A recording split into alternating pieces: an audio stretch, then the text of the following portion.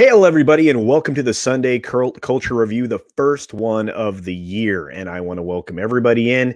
It's good morning, good afternoon, good evening, or good night, wherever you are. Thank you for joining us. For us here in the United States, it's still January 3rd, 2021. In fact, it's about midday for most of us. And we have a great panel joining us today, as always. Our regulars are here, and a new regular that I'm happy to have joining me consistently, my friend Vigilante Williamson. Now, we have author Stephen Walton, Wes Moody, Vigilante Williamson, as I mentioned, and AFK Bard. And so, first and foremost, let's introduce from the bottom up. Let's start with Vigilante Williamson. What's going on, my friend? Vigilante Williamson with the fourth episode of Culture Casino's Sunday review that I've been on. I cannot remember if it's the third or fourth. No, I think it's the third or the fourth. I think you're right. Either of those is fine. In spirit, you've been here as many times as you want to. So yeah, I've been in the chat a bunch. So yeah, absolutely. In fact, we've got a bunch of people in the chat we'll get to in just a moment. We got 17 people already. Yeah, I have 17 people already. The channel usually will hover around 50 to 70, on days like these. So that'll be great. We'll interact as much as we can. And next, I have to introduce one of the loveliest humans that I've ever known in my YouTube career and beyond that in my personal life, AFK Bard. How are you today, young lady? Aw, thanks. I am doing smashing. Thanks. Fantastic. All right. And anything fun going on with you? No? Yes? Maybe so? Not a wink. Oh, all right. Well, good. Well, so far it's been a positive and uplifting beginning of a year for many of us, and I want that to continue. So the show will likely be a little lighter and fair, and I've thrown a couple of invites out there to some folks. We may have Paulie join us, maybe Tom from Midnight's Edge. We'll see who gets a chance to pop in and say hi. We have some announcements. We'll do a little house cleaning here towards the end of the show. I'll tell you what I think this channel is going to do amongst some other stuff. I think I've talked about it before on some other shows, but we'll do some more of that. And then, of course, our very own Joe Rogan, the guy who just I criminally undersubbed, friends, criminally undersubbed, the talented and the great voice, Wes Moody from the Wes Moody Webcast. What's going on, my friend? Hey, hail to you and to the best chat on YouTube. So good to be here. Yeah, hello, everybody, and Happy New Year. Yeah. Anything with you, Wes? Anything spectacular, fun, exciting? Well, we still have our trekking on Tuesday. We have whatever Wednesdays. Now we're working on it, but we may have a very special conspiracy happening tomorrow. So watch for it. Is that on the new channel? No, this one is worthy of the original channel. It'll be on both, but we'll be provided on the main channel. Okay. All right. I'm pretty pumped about that. I mean, let's see what we can put together. And last but not least, but certainly one of the most important people when you talk about the fourth wave of the fandom menace, you have our very own, in fact, probably our minister, preacher, whatever our Bible is, he's thumping it. It's author Stephen Walton. What's going on, Stephen? What's going on, buddy? Hail to the chat. Hope you guys had a great new year. It's been we've been starting off pretty well. We've had Rogan Entertainment on Jane Theory's channel every Saturday. Got her monetized. Happy about that. Now we're going to be going on Nita Infinity. Please go check her out. We're going to be doing the show there. Get her monetized, and then we're going to move it over to Final Death Star and get him monetized. Hopefully everybody on the team, if they haven't gotten there already, all the hard work everybody puts into their channels. Please subscribe to everybody on the panel. Hail to you guys. And ready to kick it off. Ready to have a good time. And we've got to be able to migrate it over to Wes, after Final. Because Wes is, absolutely. Come on. So here we are, and here we will be for probably the next, 70, 80 minutes, maybe a little longer. We'll see. But we have some positive things to talk about. Before we get started, we just got to say hi to everybody that showed up to say hey and welcome to each and every one of those folks, including our friend Keith Howard. What's going on, Keith? Good to see you in the chat. Our friend Apollo Patriot. I guess he's our Greek god, right? He's the mythologically speaking, he's kind of the god of the fourth wave. I don't know. Maybe we'll see. And then, of course, Tom swung in and said what he says, which is, "What is this?" Yeah, well, I'm not going to say it the way he said it, but there you are. And Apollo Patriot's closing in on 400 subs, so he's building his channel up too. We've got Commander Ed Straker of Shadow. Hello, Culture Casino and friends. Happy New Year. Happy New Year to you, my friend. Thank you for joining us over here today. Lord Vader is here. What's going on? We've got Runner, formerly Runner Studios, Runner and his channel and his, wow, it seems like constant Cyberpunk 2077 over there and other, gaming stuff. And he is participating in the new gaming channel, guys, that just launched. Our announcement happened last night. Le Gaming Lounge has gone from being a traveling show to an actual gaming news channel. So you will see consistent, constant content from LGL, Le Gaming Lounge, and that channel will be available for everybody to view in the chat at some point in time. Hopefully somebody can mod that and get it over for me. I think McKinney90 is here. There he is. He says, hey, smash the like button. Absolutely, please do. Welcome to 2021, everyone. I want milk. Milk is good. Milk is good for you. Good for your bones and stuff. Oh, shut up, Apollo. Is that new instead of shut up, Runner? Hey, again there, Keith. I got you twice. That's awesome. All right. We've got Makini90, of course, our very own artist. He's promoting everybody in the chat. Yeah. And, that is the mantra Wes has on the way in and out of his show. Said made money. Tina Bojan is here, one of the most amazing supporters of the Fourth Wave and pretty much everybody in the fandom right now. Tina is wonderful. She does great things at, just commenting in the chat, carrying on the conversation. And it's just wonderful. I can't say enough nice things about everybody who's out there watching us today. Willie Woodward is here. I owe him a conversation. So Willie, you and I'll get that together this week. Mutant Bamhammer is here with Oyos Almi Boyos. Well, hello to you, my friend. Thank you for being here. Eric DeHoff is here. Eric DeHoff says, hey, Culture. Hey, Eric, what's going on? We have, LQ3. Hail. Well, hail to you. My goodness, guys, look at all these folks. We got Jaffo here. Jaffo, hail to you. Hail. We have Sultan Al-Fahim. Welcome and hello. Hello to you. We have, oh, wow. Vigilant. Wait, you're on the panel, dude. Good to see you. We've got Larry. Larry says, hail, all you here. Hail to you. Naughty Monkey O'Wrath. Hey, yeah. How's things? Things are really, really good. AFK, she's always away from her keyboard. No, she's often there. She's usually suppressing the speech of her dog, though. I am. I'm doing both today. Ooh, and Tom did a Mead Radio broadcast earlier today. Awesome. I'll have to go back and check that. I like to go back in time and listen to those. Mm-hmm. If you just need some escape, Mead Radio is a good way to get it, guys. It's really great. Miss Martin, Teresa, thank you for popping in. She gives us a wave and a rose. Just wonderful and delightful. Larry says, hail, Teresa. Hail. Rajesh Taylor, or Rajesh, maybe. Let's say Rajesh. Rajesh Taylor says, hail, chat from England. England. Or no, it's got to be England, right? I think that's just a typo, and that's great.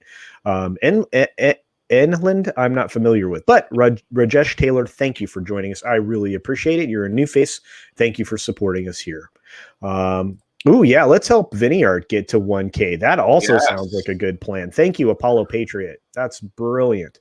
We've got the Jack of all casuals. Hello. And yeah, Rajesh, I figured it was England. There you go. Let's see, but the Jack is here. He says, hey, chat. He says, hey to everybody. We have Diablo Dame, one of the coolest names there is out there. Diablo Dame, thank you for all of your support. Hail to LGL, says Runner. Yep, and we definitely need to talk about that towards the end of the show. Hail again, Larry. You guys, I love it. Judicon is in the house. What's going on, Judicon?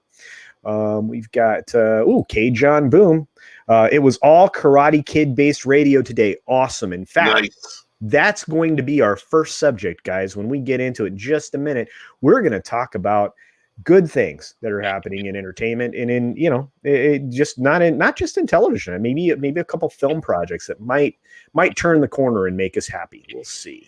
But Kip Ellis is also here. What's up? Hail to you. We have Soul Assassin. That's a regular supporter as well. Thank you, Soul Assassin, for being here. We have the great and powerful Roof Korean. Apparently, he took some vengeance upon Pablo or Hablo Pidalgo or whoever that is. But he says, afternoon, everyone. Fandom Venice Volume 3 Vindication. If 2021 continues, the end of 2020 was for fans. Yeah. I want to make it into the new book. That's my goal. Yeah, I want to make it into the new book. I mean, come on. You can't have somebody that you cannot have the book without the hair. You just can't do it. can't do it. But anyway, it's going to be fantastic, and I like the fact that today's theme was Cobra Kai. There was a lot of good music in the first 3 films.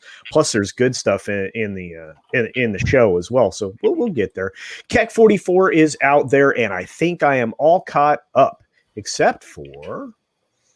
Oh, wait. Yeah. CG people on YouTube. Absolutely. Comicsgate folks. We definitely want to support them as well. Hail Comicsgate. Absolutely. They are our other wing. We have the Comicsgate folks over there. They are giving you solid, wonderful, creative entertainment without a bunch of junk in it. Over here on the YouTube platform, those of us that are just commentators are trying to do the same thing. And we have, Runner did something cool. I finally watched the last 2 Karate Kids movies. Now it's time to binge some Cobra Kai. All right, You're gonna Runner. love it, Runner. You are, dude. Catch up. I'm the same boat. I gotta watch those 2. I've never seen the second 2. Oh, you will love it. And hail to just an absolutely wonderful human being, the Atlantean, a member of the Gaming Lounge for $10. Overly generous as usual, my friend. Come on. He says, afternoon culture and friends, and hail Stephen Walton. You know what? Brother. We are going to get Atlantean on next Sunday's panel if he's available. So Atlantean, shoot me a DM, my friend, and I will get you over here. We got to promote you. We got to build that up. We got to get it going. Absolutely. And thank you for the $10 super chat. I had somebody pop in the back, and it is the very lovely and talented and, somewhat handsome for some people, Tom from Midnight's Edge. What's going on, Tom? Hey, Tom. Dude, I heard you did an amazing stream today. I heard you did a wonderful Mead Radio that was all Cobra Kai inspired. Well, somewhat, other than OBS being a pain in the wazoo, yeah. Yeah, I got to get something else. Did you Streamlabs or one of those other things? I don't know. Yeah. Oh, you can transfer. That's the other cool thing. Everything that you're doing on your existing OBS, you can transfer over or import over to Streamlab OBS, so you don't lose all your configurations and all your. Oh, my configurations are the problem. I can't figure out what the problem is. All of a sudden, because I never used to have an issue, not to go down and drag into other kind of conversation here, but no, like I never used to have an issue of, sending out 1080p, no problem. All of a sudden now I got to drag it way down to 720 and it still says I'm got encoding issues. And I don't know, it all of a sudden just started having issues with it. And, and everybody on the other end's complaining of buffering and stuff like that. And I've got 20 megabyte upload speed. There's no reason I should be having trouble. So I've come to the conclusion it's got to be OBS. So yeah, you only need 3, man, to get high quality. Yeah, it's to get high quality audio and video. That's crazy. So no, the only thing I can think of is it's got to be OBS. But yeah, so what are we talking about? I'm sorry I was late. Well, actually, what's cool is no, you're fine. And as soon as we get rolling, we are going to start with Cobra Kai, the TV show. We're going to try to do it without spoilers though, because there are a lot of people out here who have not had a chance to binge. Gonna wake the snake. Yeah, exactly. Yeah, it's going to be cool. So just in 2 seconds, I just want to finish saying hi to a couple other folks that just dropped in. Mispronounce is here. Says hi, peeps. A very nice and good, and y'all. Well, good and on you. Good and on you. Oh, wow. Not my Star Wars. This is hail, Culture Casino. Hail. Not my Star Wars. Good to see you, my friend. Chat and panel memes. Hey, guys. What's going on? What's up, the memes of destruction? Another good channel, another good dude. And, if you want to be inspired to actually work out, watch a couple of his workout videos. You'll realize, gosh, I got a little more round in the last year. And maybe you'll try his one-man punch thing or the Satima. I don't even know how to say that word, but maybe you can try his workout. It looks like it's pretty rough. I'm kind of scared, but it's paying off. The benefits are there. You can watch him and his videos exercising. Oh, Eric DeHoff says, I haven't watched Cobra Kai yet. No, good. We're going to try not to spoil it. So, and he also says, hey, Tom. Hey, Tom. I can say hey, Tom, too. Hey, Tom. Hello. All right, guys. Well, let's get... Oh, I'm sorry. One last late arrival. The gay Rascal is here. What's up, Rascal? Good to see you, my friend. Hello, all you gorgeous, happy people. Well, that's the plan today. We're going to keep this up, happy, and uplifting as much as we possibly can. Oh, Josh, what's up, man? Hey, everyone. Did anybody like the remake of Karate Kid with Jackie Chan? Actually, we can talk about that, too, once we get bouncing through the through the show itself. And one last one. We have Martin Acosta Santana. Greetings, my excellent friends. In fact, can you do that better than me? Can you do that like our man? Can you do it? Can you do it, Tom? Can you do that? Greetings, my excellent friends. Thank you very much. I appreciate that. That gets me in the mood for watching the third film now. I want to watch that all over again. I need some Bill and Ted in my life today. Maybe he'll do that. Season dudes. See, that's right. Season 1 and 2 is still on YouTube of Cobra Kai. So we are all informed. You can also catch them on Netflix if you still have Netflix, guys. So here we go. Now, let's have the conversation that I want to have about this amazing television program that honors the show, or excuse me, the films that originally started it all. And it gives us a unique perspective into their lives. And for fun, who is the hardest core fan of Cobra Kai here on this panel? I'm just curious. I love the show. I'm pretty hardcore. I love it. Do I got to get all my crap out to prove it? No, I believe you. No. So we have several people who can speak with authority. No, I know, Tom. I know. Who can speak with authority on this subject. So let's do this. Let's talk about this from the fact that it's changed maybe a lot of people's perception of what media can be in the future. Maybe we aren't going to get subjected to all of the bad, icky types of entertainment that we've had in the last 5 or 6 years. So anybody want to raise a hand, start to go? Talk about Cobra Kai? Yeah, hell. I'll go. Go ahead, Wes. Kill it, Wes. Go, Wes. Go, Wes. Okay.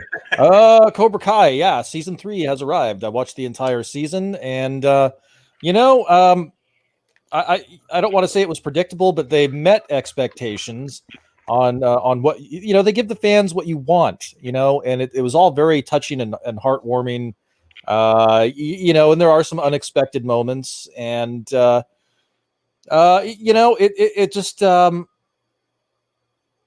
it's good. It's true to the characters. It continues to be true to the characters. It continues to be true to the lore. You have a couple of characters from Daniel's past that he meets, and they connect him to kind of a third character from his past in a very unique and heartwarming and touching way. If there's a theme of season 3, it's about rivals becoming friends. And that happens with many of the characters. And so I guess if I'm to give it a numeric score, the first season was like a 9 out of 10 for me.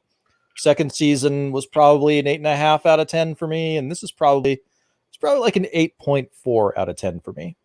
I have extreme bias when it comes to this show because I love the original trilogy. Love those movies. Yeah. And real quick to answer Knight's End about the newer one, the reboot that they tried to come out with. I had this debate with my son because that's the Karate Kid that he saw as a kid. And I tried to explain to him, I said, look, if that was not called the Karate Kid, great movie. I actually really enjoy that movie. But there's a big difference between karate and kung fu. And that movie was about kung fu. And there's big differences there. The Japanese took a lot of their culture from mainland China. Then there's kind of this who did it better ideal between those two cultures. China has various cultures, but the one next to the fact that you're having this debate means you lose, sir. The new Karate Kid movie sucked. No. If it wasn't I hear you. But if it wasn't called the Karate Kid, if it wasn't called that great movie, because it was called Karate Kid, should have been Kung Fu Kid. It was Kung Fu Kid everywhere but the U.S. Yeah, that's exactly what it should have been. But I'm a fan of the originals, and this is the thing. So when my son was growing up, I wanted to share Star Trek with him eventually. His maternal grandmother's into Star Trek and would watch TNG. So he understood what Star Trek was, how much it meant to me. But I wasn't able to share that with him when Discovery came out because STD is just garbage. And then Star Wars, right? His thing was the Clone Wars cartoon. That's what he grew up on. And then we kind of went back and watched Attack of the Clones, Revenge of the Sith. So we got to enjoy that together. He's watched the OT, but he's a little more disconnected from the OT. It's more about the prequel era for him.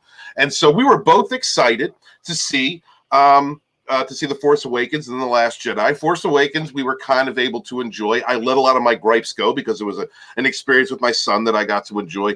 And The Last Jedi came out and it's garbage. It's just the sequel trilogy is garbage. And we haven't been able to enjoy that. My son knew that, I was watching Cobra Kai, and he came in about 3 times just he comes through, we're close, and he saw how much that meant to me, and then he said to me, I want to watch this with you. Like he wants to watch that with me because of how excited this show makes me and how much I praise it and talk about it. And that's because Cobra Kai gives us everything that franchises who have attempted reboots from Ghostbusters on have not done well. They've gone kind of an anti-fan, against the grain, not respecting the original material. And Cobra Kai does the opposite of that. In every way that it can. Actors, characters you would not expect to show up, like Wes was saying earlier, this like third obscure character you wouldn't have thought shows up. And that's because everybody, they're doing their best to respect where it started, where they started. The original actors have a lot to do with it. William Zabaka, I think he's one of the co-producers on this show. So he has a lot to do with where the direction of the show's headed. And we'll get further into the discussion with this, but they give you the legacy characters continued on from their story arc decades later in a believable way. They don't make, nobody's perfect. No one is perfect in this show. Everybody has faults. Everyone is more human, more relatable to someone watching this. And because they do that so well with respect to what came before it, to where it started, they give you these younger characters, these newer, younger actors and actresses that you really can enjoy. There's a couple over the top moments. I mean, it's karate movies. There's got to be over the top moments here and there, but it doesn't take away from the experience of it. And so that's where I'm going to start. That's okay. I'm going to finish there, and then we'll go into a little bit more later. Tom, what do you think, buddy? I'm interested to hear what everybody else thinks first, though. Well, that is a good question. Since I haven't had an opportunity to binge season 3, and I know that Vigilante Williamson hasn't had a chance to catch up either, at least not at all, from what I'm to understand, which is fine. I think you're it, Tom, unless AFK has something to say. AFK? AFK is taking care of the dog. Oh, AFK. You caught me chewing on a cracker. I'm so sorry. I'm just listening and chewing. But All right.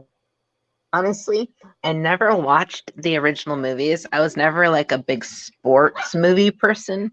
Mm-hmm. And so I did try to watch Cobra Kai just out of like curiosity's sake.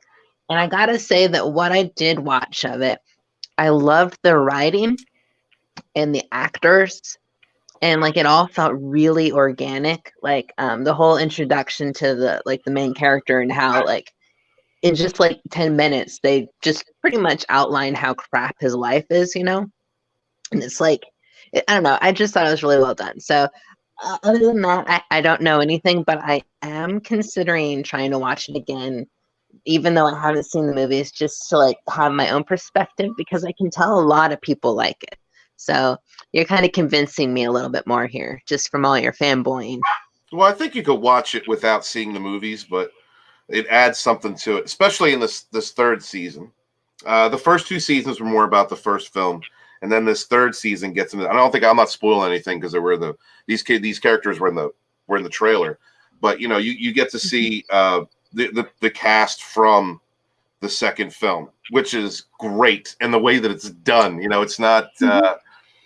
They pick up where you would think they would have left off decades later. All of them.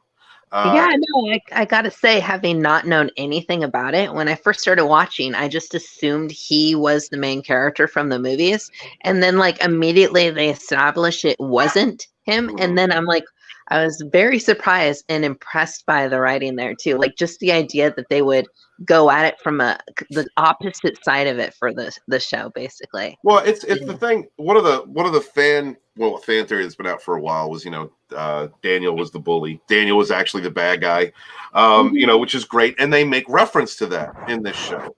And Johnny Lawrence really, they flush out his character. You understand that he's a product of his environment. Yeah, is what Johnny is, and the things that he went through, which have to do, with like a dad. He didn't have a dad. Dad walked out of his life, and his stepdad was abusive, very rich. So it's not, even though Johnny was a character who was not born into privilege, but his wife married into privilege. His mother, yeah. Even though that happened, he was miserable. He didn't feel connected to that life, and that's why he went to karate. That's why he That's why he put that into his life. He made it a part of his life, and even that failed him. So everything that Johnny had depended upon growing up as an influence in his life failed him or took him down the wrong path. So you understand where that. Well, and you also end up with some real good thoughts and conversations around substance abuse as well. There's a lot of really good conversations that happen within this show. So just before we move on to get Tom's opinion, Mr. Tickle Trunk sent us a $2 Canadian super sticker. Well, thank you so very much. And it is my favorite little dog, Fartin' Hearts. So thank you very much for the Shiba Inu doggy that's just showing the fartin' love. So appreciate that so very much. And I think that leaves Tom. I think that leaves Tom to discuss this. And then let's go on. We have a lot to talk about with the show, obviously. I mean, everybody's passionate about it, especially Steven, obviously. But Tom, where do you find yourself, my friend? Daniel-san, must talk. Walk on road. Walk a left side. Walk a right side, safe. Walk a middle, sooner or later, make squish, just like grape. Here karate, same. Karate yes or karate no. You karate do guess so, just like grape. Yep. Wow. Yep. I love all the dude, Tom. What do you think of all the references to Miyagi? Why couldn't Star Wars be this fucking good? Right. Yep. This is how you do it. Season 3 blew it out of the water. Of course, the first season is still the best. Second season wasn't quite as good as the first season, but this season, man, I was jumping around in my seat, tapping my feet, stamping my feet, whatever you want to call it. I mean, I got that little thrill we all got from Luke Skywalker for 5 fucking hours. Yeah. Dig it. And not only that, it made my eyelids sweat. Wow. There's a lot of that in there, at least the one scene specifically that we've kind of referenced a little bit here, but not too heavily. But again, I don't want to get into spoilers for those who haven't seen it. Sets everything up nicely for more down the road. I'm having a feeling where there is even some references to part 3 here. Oh yeah. Yep. And I have a feeling that's going to really open up for the next season.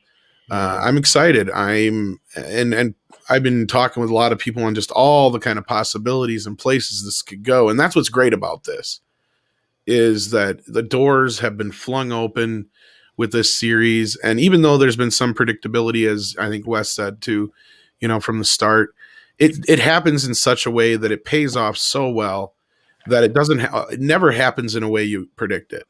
Like, that's the best part. Mm-hmm. And then on top of that, it doesn't subvert your expectations. It goes above and beyond. And, there's some nitpicks here and there we could have. And, oh yeah, it's definitely a soap opera where instead of screaming and yelling and stuff, they use karate. Don't get me wrong. It is a bit melodramatic, but I love every little bit of it. Every little bit of it. I can't praise it enough. I don't think it's a secret right now that Chosen's in the show. He was in the no, but his what did you think when he showed up? Those, what is it? Because that spanned over like 2 episodes, right? Yeah. Those 2 episodes are the probably single best bit of television we've had in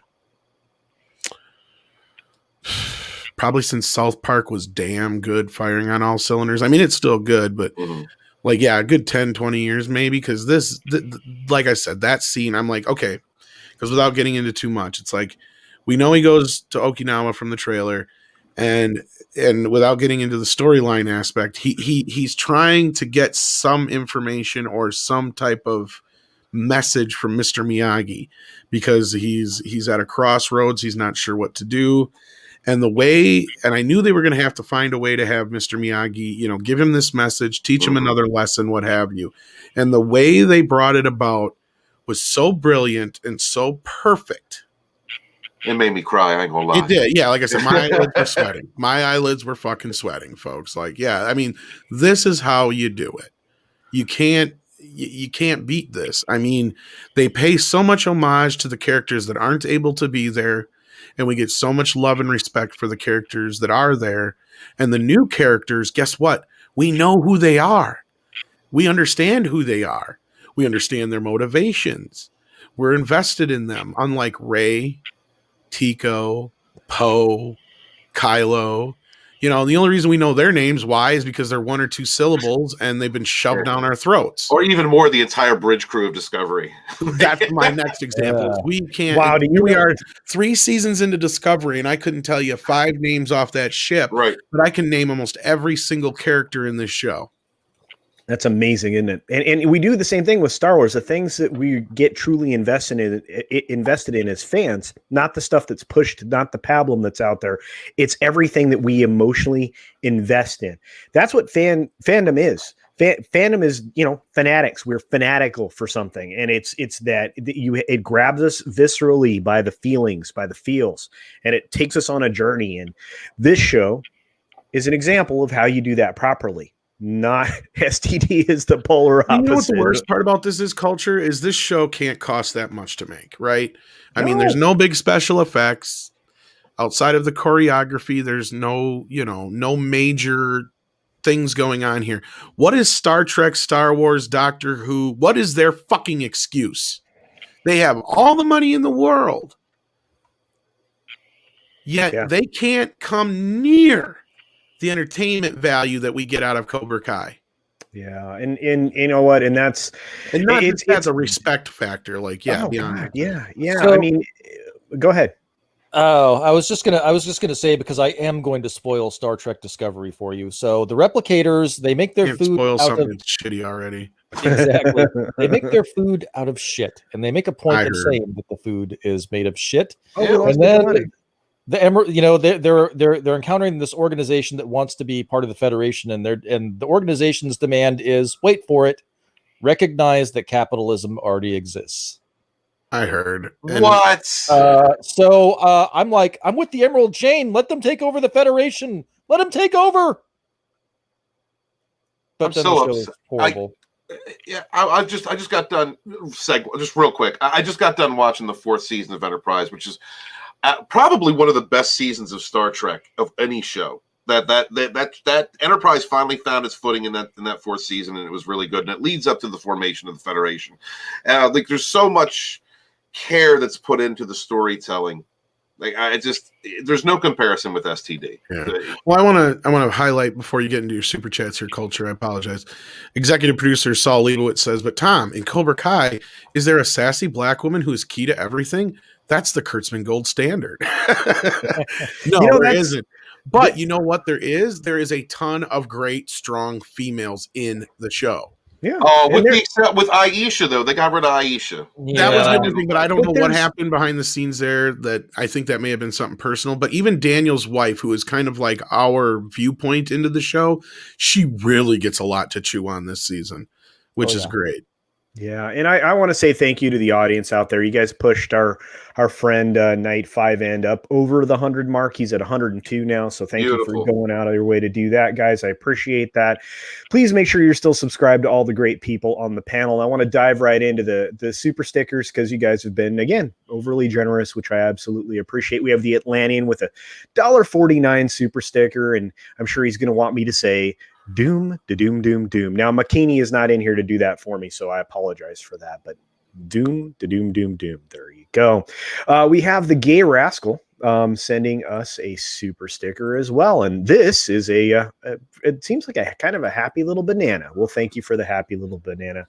It's well, I guess that's a euro. €1.99.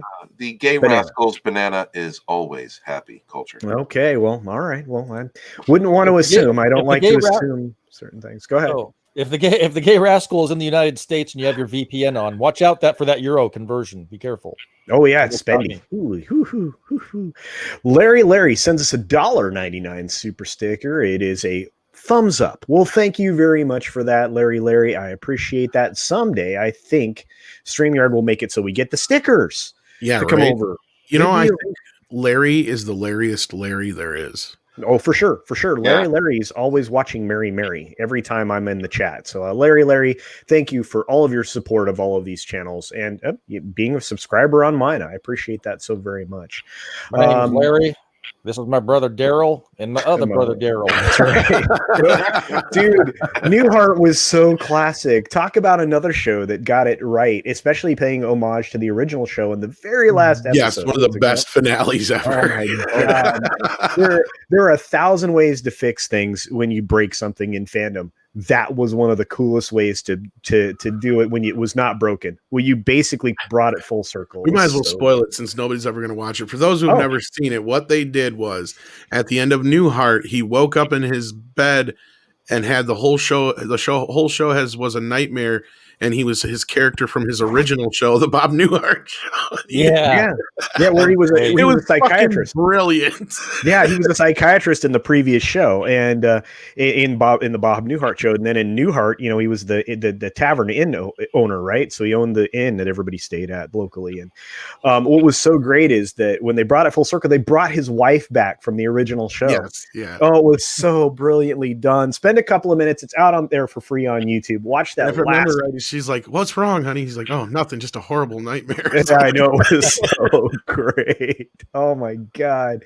Alex McCarthy says, "Hail, Culture Casino and panel. Hail. Team John Kreese. LOL." Hey, somebody likes Kreese. Somebody likes Kreese. Well, what a great, Go ahead. What a great segue, because they made Kreese a little bit more sympathetic this season. A little bit, but I don't know if I'd call it sympathetic so much as they just fleshed him out. I still think there's something broken inside that man. Well, there is, and but I'm glad that they flushed out the character more, because they didn't say it. They didn't say who it was, but Wes, that was Terry Silver. Absolutely. Oh, yeah. Not only that, they tricked us a little bit, and I'm not going to get too much into it, but yeah, because for those who haven't seen it, but they don't say any names in that scene. But yes, I believe you're 110% correct, Stephen.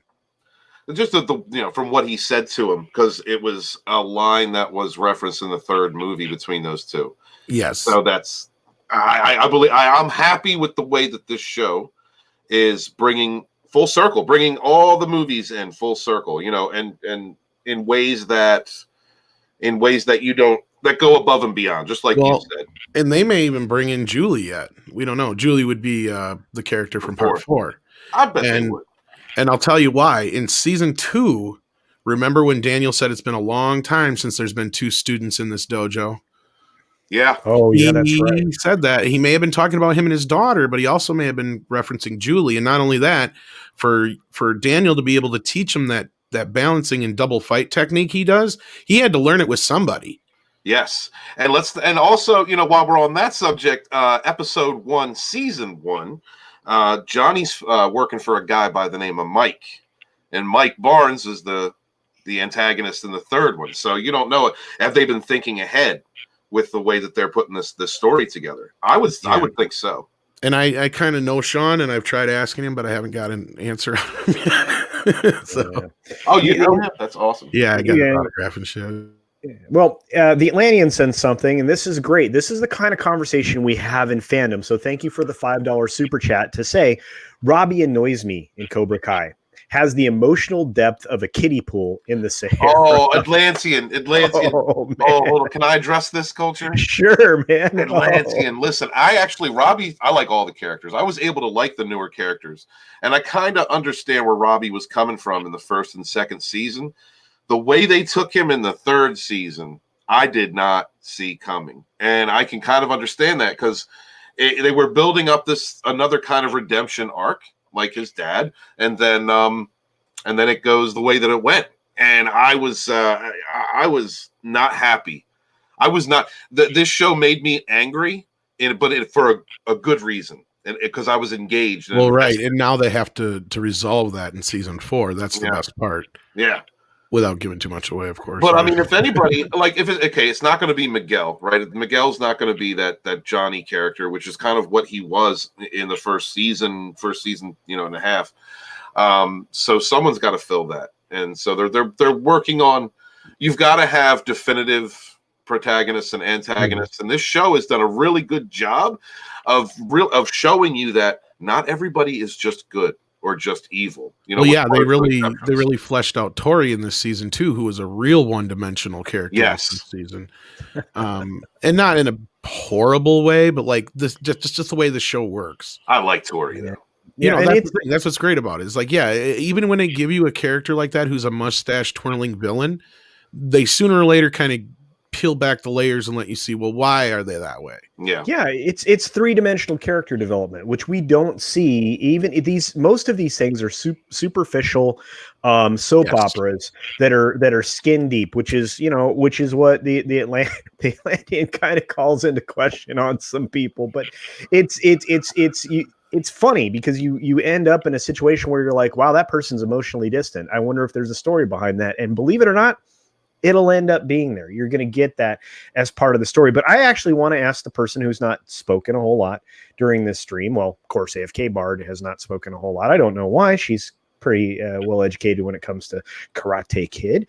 But Vigilante Williamson, after hearing all of us, blubber on about this show and call out all of its wonderment, are you inspired to watch it, or is this the kind of conversation that leads you into like checking something like this out? Yeah, definitely. I definitely do want to check it out. But I there's like a question and a comment. So my first is the comment.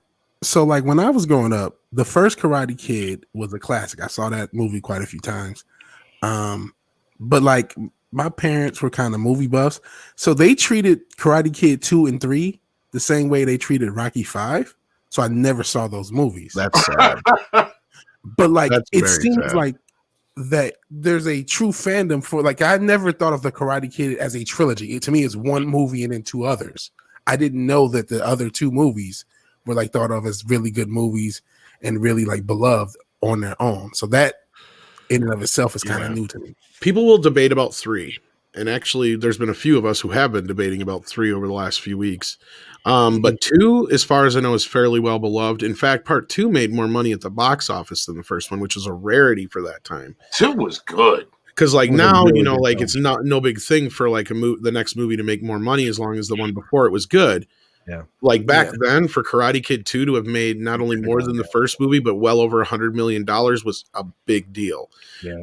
It was one of the bigger movies of '86. It wasn't the biggest, but it was one of the bigger. Huge, yeah. Yeah. I think we like, talked Top about Gun that. and Yeah. I think Top Gun and Beverly Hills Cop 2, and then maybe one other movie I'm trying to think. But yeah. Yeah, no, that was one that made all of our lists when we were doing the top 10 movies over on Christie's channel. I mean, that it was my number one for '86, if I remember right. Yeah, which of course, was lower on my list, so I shot your number one. Well, here's my thing: is I love part 2 in a sense. Like I treat it like The Godfather and Godfather 2.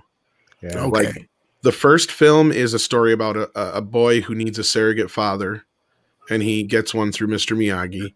The second film is about him being there, him becoming an adult in a way, and becoming a surrogate father to Miyagi in a lot of ways. Because there's a lot of stuff that goes on that Daniel has experienced that Miyagi hasn't, without giving too much away.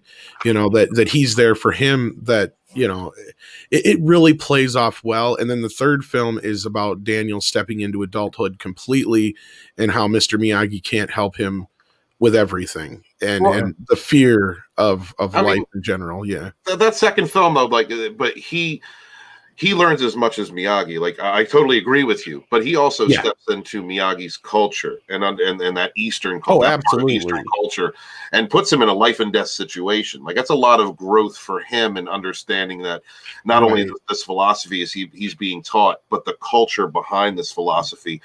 This defense only mentality that Miyagi has, because it's not like that. In that part of the world, and as far as absolutely. But what I mean is like their relationship comes full circle in a sense that in the first film, like I said, he was being that surrogate father for him. And then when Miyagi, what it is he's losing his father. Mm-hmm. And Daniel never had a father, or he did, but he was there when his dad died, and he's already experienced all that. So he was able to get Miyagi through it. And that key scene is when they're sitting there on the cliff, and he tells Miyagi, his memory of when his dad died, and how he got through that, and how they just share that moment together. And he got Miyagi through all that, of course. But then, the big thing is, like he says at the end, this is not a tournament. This is for real. That's the whole turning point of the movie. Yeah. There's some that's amazing part 3 that I think things are overlooked, because it's like, dude, this guy just went through a lot of shit. And then you got this other guy antagonizing the fuck out of him, and then Mr. Miyagi at the same time is like, I'm not going to teach you if it's for a tournament, so it's a very, very push and pull dichotomy between the duo, and it really is a very well done movie. I feel like it's overlooked anyway. Yeah. Well, and here's the thing. I mean, and this is kind of informational, and I appreciate Cavatanio Che for bringing this to our attention. If you are ever in Seattle, visit Yuki Okamoto's Hawaiian restaurant, Kona Kitchen. Chosen's uniform during the duel is framed in there. That's awesome. That's really cool. That's cool. That's cool. Because they shot the freaking film in Hawaii, I believe, if I remember correctly. Yeah. If I get a chance, I'd love to check that out. And then, of course, Parrot Head says, "What does Bat Tom think of Cobra Kai?" Johnny Lawrence kicks ass, and he gets cool cars, and he got hot chicks. I wish I was Johnny Lawrence. Okay. Well, all right, Bat Tom. Thank you very much. Appreciate that. Kip Ellis is saying hi to Latino Slant, who rolled in here. Hell, Latino Slant. What's up, Paulie? Good to see you. Oh my gosh, dude, you did not have to send the super sticker. Thank you for the $9.99 super sticker. I will promote you. You don't have to do that. You guys are you don't understand. I love my peeps. And I wouldn't subscribe to you if I didn't believe in you, my friend. So thank you for the $9.99 super sticker of the pair saying thank you. Arigato. So I appreciate that. A couple people popped in while we were, blabbering away. We had, of course, Kip Ellis showed up. Latino Slant dropped in. Many folks, Cavatanio Che, and a few others, including our friend Terry Rose. Suzanne Plachette was awesome. Yes. Trinoculus says it was all a dream. Yeah, those are both in reference. Magazine? Sorry. Huh? Nothing. I went on that one. No, both of these comments are related to the Bob Newhart show and Newhart. So yeah, it was fantastic. So I got it. The end of Star Trek Discovery. William Shatner is going to wake up in his admiral's uniform and he's say, "Oh, I had a terrible nightmare." God, I hope so. That would that would fix season 2 of Picard if that they make it. So but anyway, so Roof Korean, it reminds me that Breaking Bad also did it with Malcolm in the Middle. That's kind of interesting. Shellback's here. Greetings from the wet, windy, and cold Northwest, coming to you outside the local Wendy's. Oh, that doesn't sound like fun. You should be inside the local Wendy's. But yeah, let's see.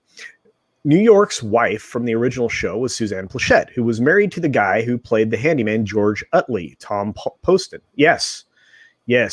Wow, there were so many great things in that show. I was so loving that. Yeah, Walter makes to be revealed Hal from Malcolm in the Middle. Yeah, it's so great. You guys should check it all out. Shellback's like la la la la. We're actually trying to go about. No, we're really trying to not do spoilers, right, guys? I don't think how much you guys didn't really pop a bunch of spoilers. No, I ain't talking about anything about trailers. TR4. We're TR4 on Tuesday this week. We're going all in. So if you haven't seen it, just avoid that show. I do have one more question as a watched. So like, is this show a show where, because it references and treats the source material or the original so well, like, is that the whole draw, or is the show good on its own? Because I feel like a lot of it is the backlash of all these other franchises who haven't done that, and seeing a franchise that does really care about it, the original fans and the original thing. Like, is it just that, or is it like, oh no, this show is really good on its own? It's really good on its own. Yeah. But Go ahead, Will. I think it's the synergy of the two, though, in that, if you've never seen the movies, it's good on its own and you'll enjoy it on its own. But if you've seen the original source material, you're like, oh, they just paid a little homage to that, where this character is walking in, dressed like this, and that character is there, or one of the kids does something like that. It's so good. Just even little things like in this last season, I'm not going to spoil it, but there's something that is a big scene in the second movie. Yeah. And they just kind of you see it and you're like, oh my God, are they going there? And they're not. They just like trick you. They just wanted to put that in there for a second to remind There's a you. lot of Mr. X. Yeah. Yeah. That is how you subvert expectations. That was great. I love that. It's also how you do member berries, Wes, right? I wouldn't consider this member berries. I'd call it nostalgia. Yeah, no. Okay, you're right. That's true. But that's how you do it. That's how you get around. Everybody think, oh, that's just fan service for fan service sake. No. Okay, it's like, I mean, okay, Rey finds the freaking Millennium Falcon in The Force Awakens out of nowhere, and she can pilot this ship, like better than Han out of nowhere. Like that's just dropping, hey, here's the Millennium Falcon. That no substance to it whatsoever. Just look at this. And this show does the opposite. If they bring something up, it is either to misdirect you just for a second, just to go, anybody that has seen these movies would recognize this, but anybody who hasn't it would be nothing more than just another scene. But every time that they put, it means something. The story's crafted around why they brought this up, and it means something. It's not just and that's the draw of the show for me, Vigilante Williamson, is that it honors the movies, it honors them, but it is its own story, completely. And like I think Wes said as well, and Tom probably also said, you don't have to have seen the films to appreciate what it is, but when you see the films, there's just an additional layer. It's like, hey, an extra. We already iced the cake, but we're going to put a cherry on top. And if you choose to go watch the films before you watch the show, which I recommend, you only need to watch the first movie to enjoy the first 2 seasons. And then when you go into the 3rd season, then you should watch 2. I would say 2 and 3, but definitely watch 2. And then I still think there's some things in the first 2 seasons that kind of call back to 3, but you could. But you could just get away with it. You can get past it. Yeah. Oh, yeah. Go ahead.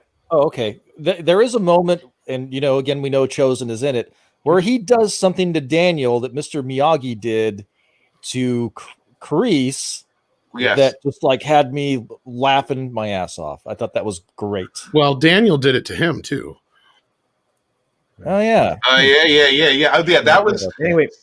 Yeah, I'm sorry. Okay. No, you guys, you just be careful. Some folks, like our friend Dr. Coffin Nails here, has not gotten through all the episodes yet, so just don't tip the hat too much. That's the thing. Well, we're not saying anything that the previews didn't show. We're not. No, I know. Just don't. Let's not burn down the show for anybody. Spoilers are a thing that I try to avoid because I don't know where everybody's at. And when you're 2 weeks separated from something, then I'm like, okay, let's have this conversation now. So, but it's great to hear we have a piece of entertainment that's just ridiculous. And the Gay Rascal, no, this isn't the pre-flight, but we have a wonderful panel of humans here to discuss everything on the Culture Review. And you've been here before, but security was lax today. Yeah, please go ahead.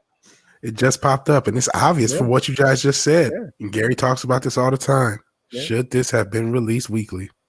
Yes. Yeah, I think so. Oh, you're missing an opportunity, and this is the problem with Netflix. Sometimes is they drop a whole thing, and it sucks. And if you release it sequentially once a week, you're gonna have, or you could release 3, right? 3 episodes, and then drop them sequentially, something like that.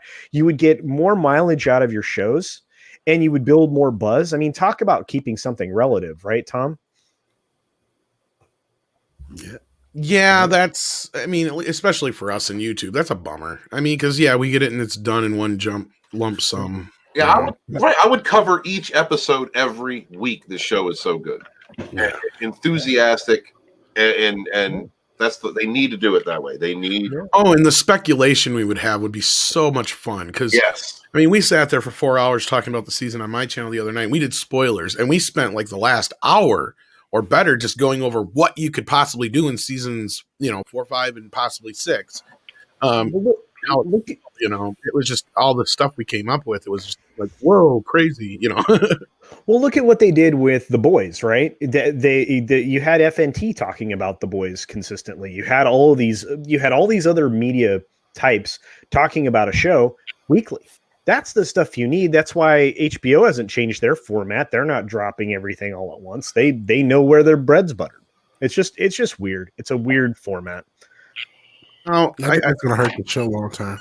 Did you address this super chat already or no? I'm working on it. Yeah, that's where I was headed next. Because, go ahead and read it because then I was going to say something to it. I want to ask you a question actually. Yeah, Commander Ed Straker of Shadow for a $5 super chat. Thank you again, my friend. Very generous. I appreciate it. I've resisted watching because I haven't seen all 4 movies. So it filled too many inside jokes, or it's filled with too many inside jokes, and you can't enjoy Cobra Kai as a standalone TV series. I don't think that's true, but I'll let. Well, that was what I was going to ask. Did you try watching it? And if you have, and you've had that experience, I'm curious because.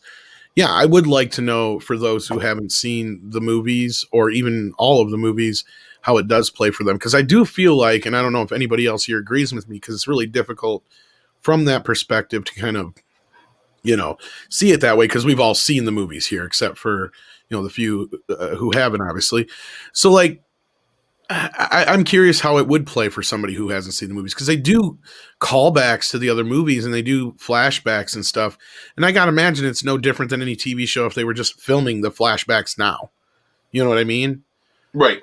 Because like if you go at this show and you look at it, it's just like it's unlike any other show, like a superhero show or whatever on CW, where obviously these characters, like it reminds me a lot of Arrow in a sense where all the characters have such a big old past and it's all secretive and we get sprinkled throughout, you know what I mean? Through the flashbacks and stuff. So I got to imagine this show's got to feel like that for somebody maybe, unless we're just not seeing it because we know the original film so well. That could be. And that's I'm curious as to how somebody who has never seen any of the other films would feel about this show.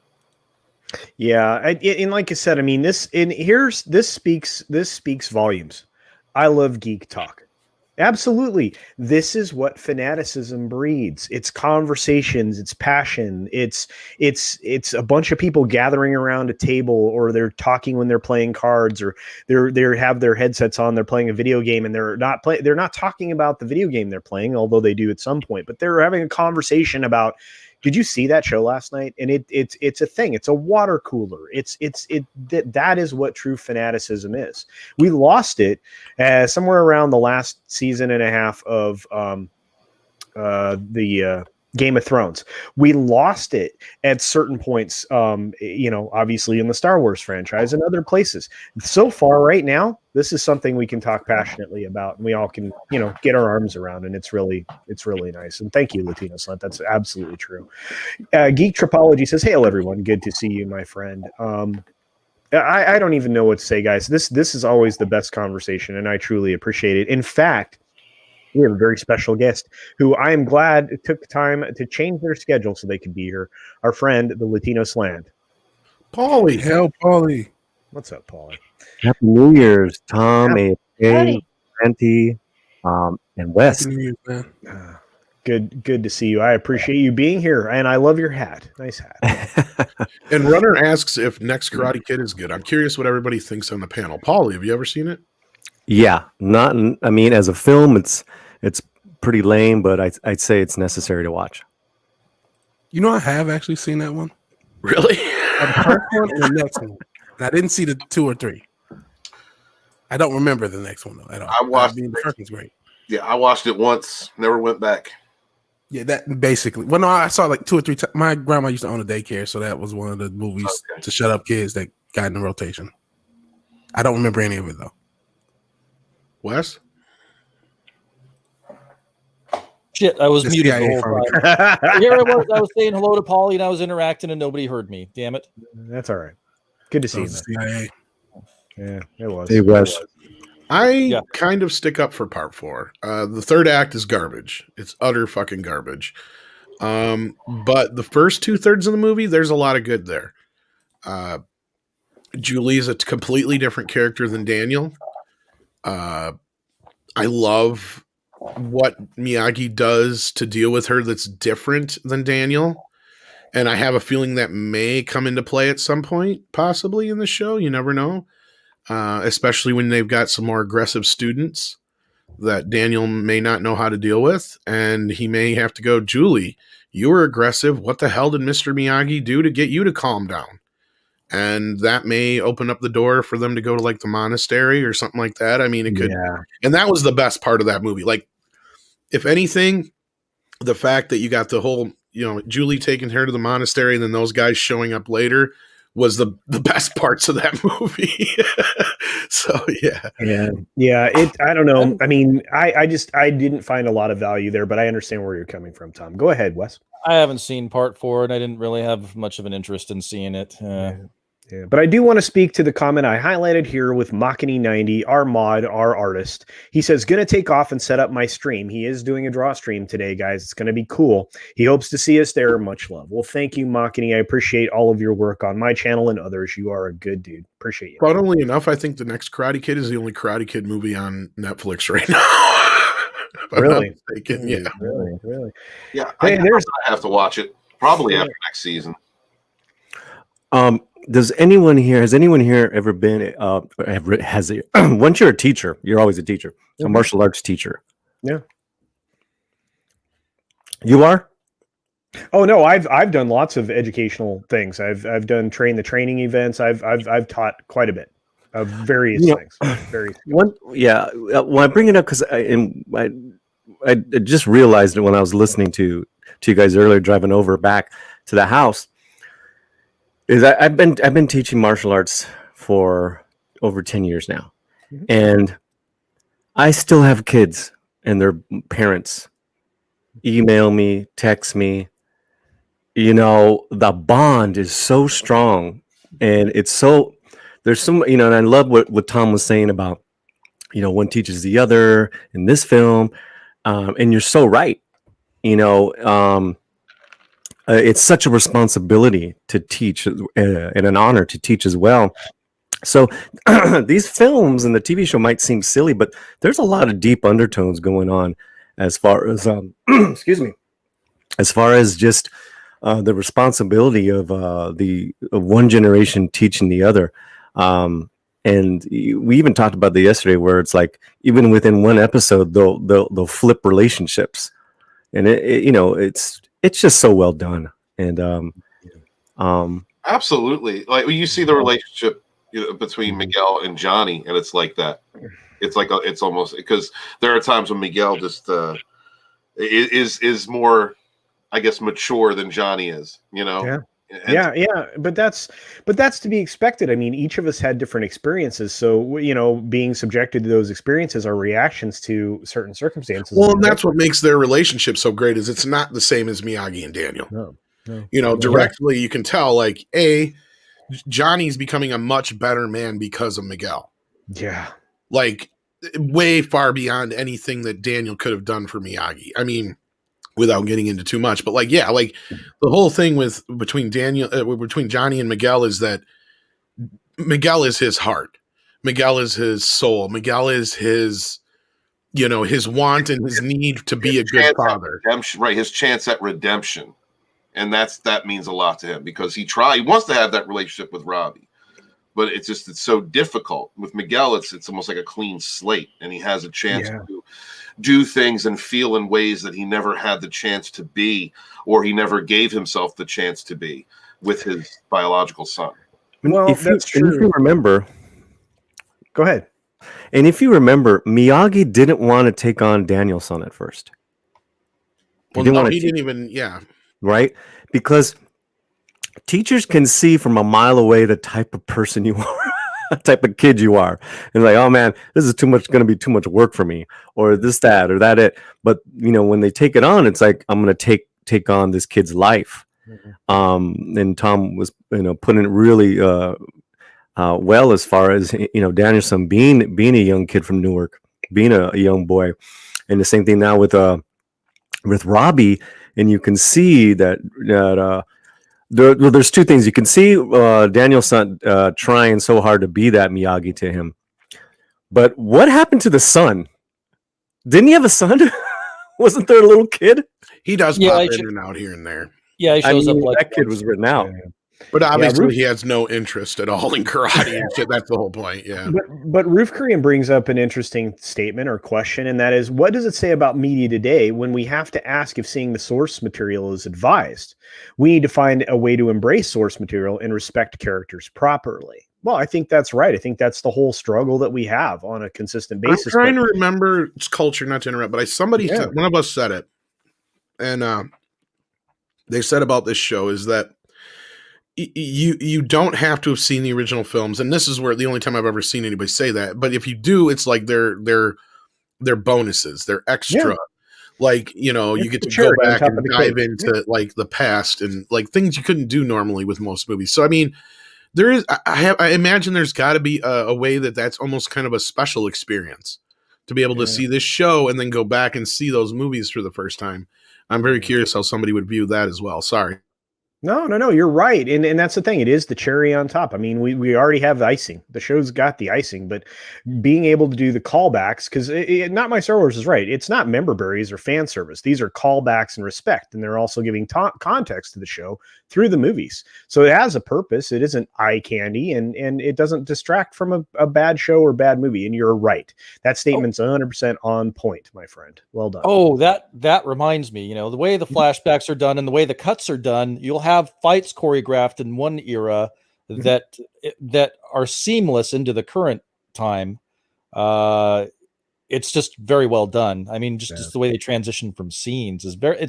I'll give season 3. I think even does that better than season 2 and season. They even 1. used some alternate takes from part 2. Yeah. Yeah, I there was some weird stuff that was there that was in the. Yeah, no, you're right. And because the way he says "I know" to Mr. Miyagi in that scene is not the same take from the original movie. No, it was obviously a different angle and all that. So absolutely. And Dr. Coffin Nabel says, "Thanks, Culture. It's tough to binge shows when you've got 2 kids." Oh, dude, I feel you. Like I said, I don't like to ruin it. I want everybody to enjoy this show. So in another week, though, hopefully you've caught up, because if you go over to TR4 when we get that rolling, I don't think you're going to be able to hold Steven and the crew back. So we'll see. I am not holding back. I'm sorry. I binge watched the whole thing. I've already seen it twice. So. Yeah. I saw this in the chat. Oh, go ahead. Yeah, go ahead, please. Oh, I saw this in the chat. Yeah, they just said it, and I was just going to show something. This is the new motto that everyone should follow. Oh, Batman 66. There it is. I don't want to show too much because I don't want to show the hookers and everything. Or your face. Because the face, and I'm doing the Rick Ross thing. No one needs to see that. That's right. But yeah. No, I think 2 shows a week is the motto to go for because I know the modern Netflix was built on the binge, but when we're talking about new shows, I don't have the time to binge, man. Like, I would love 2 shows a week. That would be perfect. That's the perfect motto to go. And then at the end, you could binge. You know what I mean? Because now it's like, I got to watch this whole 3. You know what I mean? Like, I have to watch the first. I have a love-hate with it. Because I love that I'm able to just get that instant gratification, as you guys were talking about earlier. But no, you're right. Like, unfortunately, this is it. We'll be able to talk about it for this week, and then it's done for a year. Can I have a thought on that? Yeah, AFK, go. As far as like the binge type of thing, like, I feel like there's 2 different sides to it, and it gets abused by the marketing side, I guess. Like, storytelling wise, there are certain stories that make sense that you would be able to have every single episode at once. You know, like, technically, if you look at Stranger Things, it's kind of just like one long story that takes place over a few days, and you know, like, it's cool to binge. And if that was my story and I had the creative choice, you know, like, I would, you know, perhaps choose to have my show drop all at the same time. But then there are other people who possibly, you know, want to do it for whatever other reasons. And so it's like, there's certain stories that when I see it all drop at the same time, I'm like, okay, that makes sense to me. But then there are other ones, kind of like this Cobra Kai show, which to me has like, it feels a lot like the older like 90s and shows or so, where each episode had like its own pillar, you know, and you could have them each week. At the same time, though, especially the first 2 seasons, maybe not this season as much, but especially the first 2 seasons felt like one long movie just cut up. See, that's the other thing you have with the Cobra Kai, because like it is. A lot of TV is like that though on Netflix.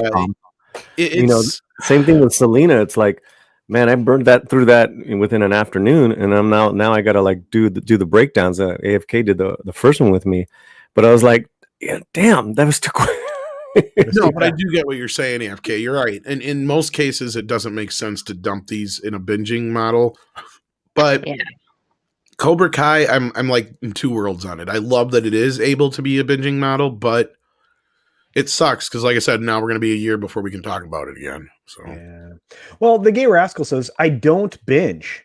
Never got into it. If a show is any good, I'd rather the enjoyment last longer. And he says that for €5.49. So thank you very much for the super chat.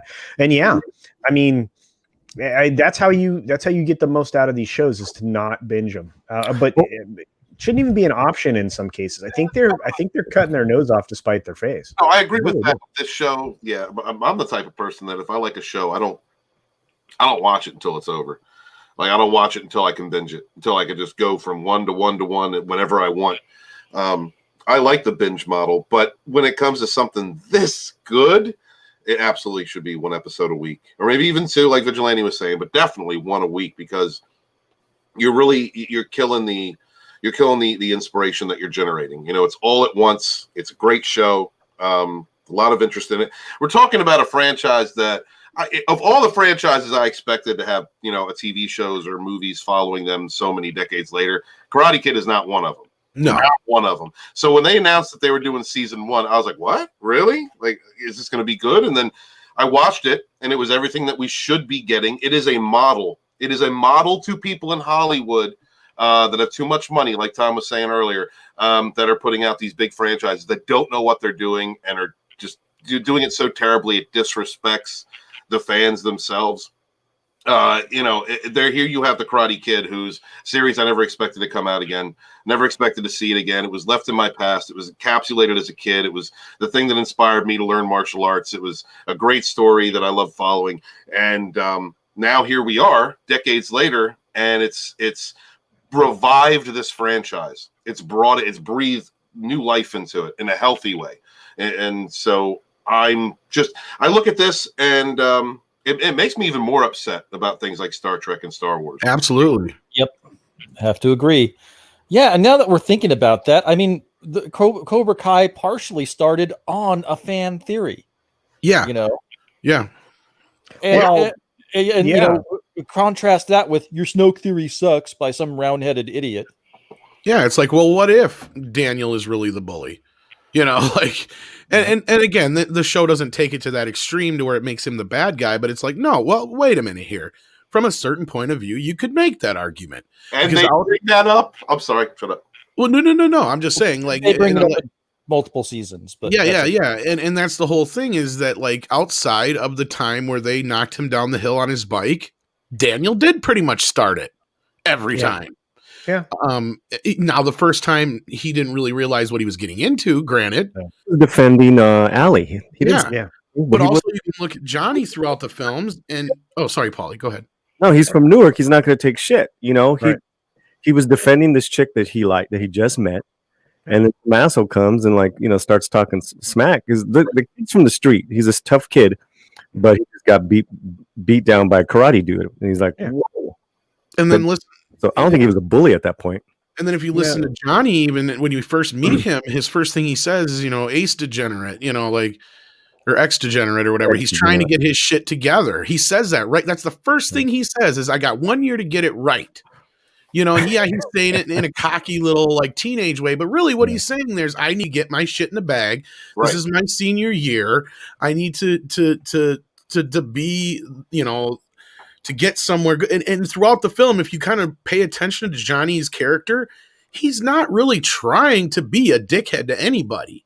Yeah, he's a cocky little asshole, but he doesn't go out of his way to be a dick to Daniel.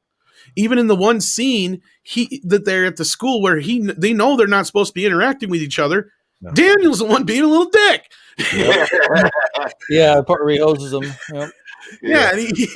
So, I mean, there's so many of these things where, and then at the end of the movie, Johnny's like, you earned it, LaRusso, and he gives him his trophy, and he obviously means it, because then you see him in the parking lot in the beginning of the second film, and he's like, I did my best, you know, and he's not, you know, calling Daniel names, he's not blaming Daniel for losing, he's taking responsibility, and Johnny is he never did get a fair shake in those first two films, as far as, like, who is this guy?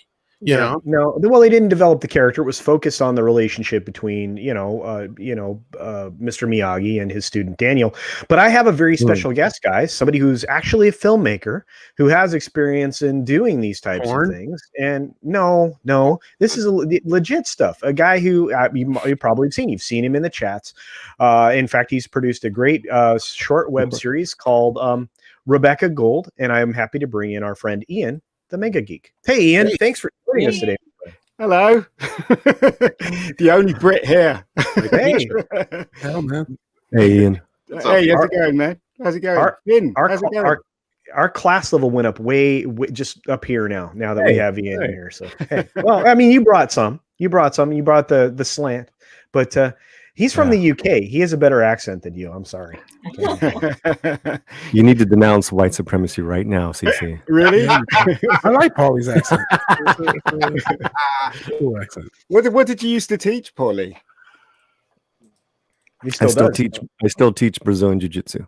Oh, jiu-jitsu. Okay. Because I used to teach kung fu a long time ago when I was in my 20s. I remember people used to say that karate wasn't better than kung fu, and and then the kung fu guys would say, the karate guys would say, no, karate's better than kung fu, and there was that big argument between them both. I don't know if you remember when that happened. You remember that? Yeah. Well, yeah, I remember that, but our thing has always been you find the martial art that's right for you. There is no bad martial art. Yeah, and the best workouts I've ever been a part of are other black belts from disciplines kicking my ass. Amazing workouts. Yeah. No, I remember I was in a competition once and somebody did a spin kick on my head. The next thing I know, I opened my eyes and all these people were looking down at me. That's cut two. Yeah. That's great. Yeah. You wake up and go, why am I here? The first question was, what happened? That was the first question. What the hell happened? Didn't even see it coming, mate. Didn't see it coming. Well, that's what I don't know if anyone here watches UFC. You always see the guys that when they come to after getting knocked out, what happened? That's like, can they still want to fight? It's like, no, dude, it's been over. I'll tell you what's strange about that is that you don't even feel it. That's the thing. When you get kicked or knocked out by a punch or a kick, I mean, I've been hit many times. You don't even feel the pain until you wake up. And if they hit you in the head, you feel the pain on your cheek or whatever. But when you get hit, if you get hit so hard, you don't feel it until you get up. So it's not so bad, really. But there you go. I've been sparked before, not in a professional capacity, though. It's not too bad to get punched in the face. Well, if they hit you hard enough and you're out, you don't feel the punch. It's also inevitable. You're gonna get hit in the face. Yeah. Even in jiu-jitsu where there is no striking, if for some weird reason you always get hit in the face. That was your elbow, dude. Criminy. Well, yeah, it happens, especially when you're spinning around trying to get leverage or whatever. You're getting smacked around pretty good. So yeah. Hey, Ian, because this is in your wheelhouse and you and Tom are industry folks. Yeah. You've directed quite a bit of stuff, and from that perspective, what do you think of Cobra Kai? Is it something in your wheelhouse? Can you talk about it? Where are you at?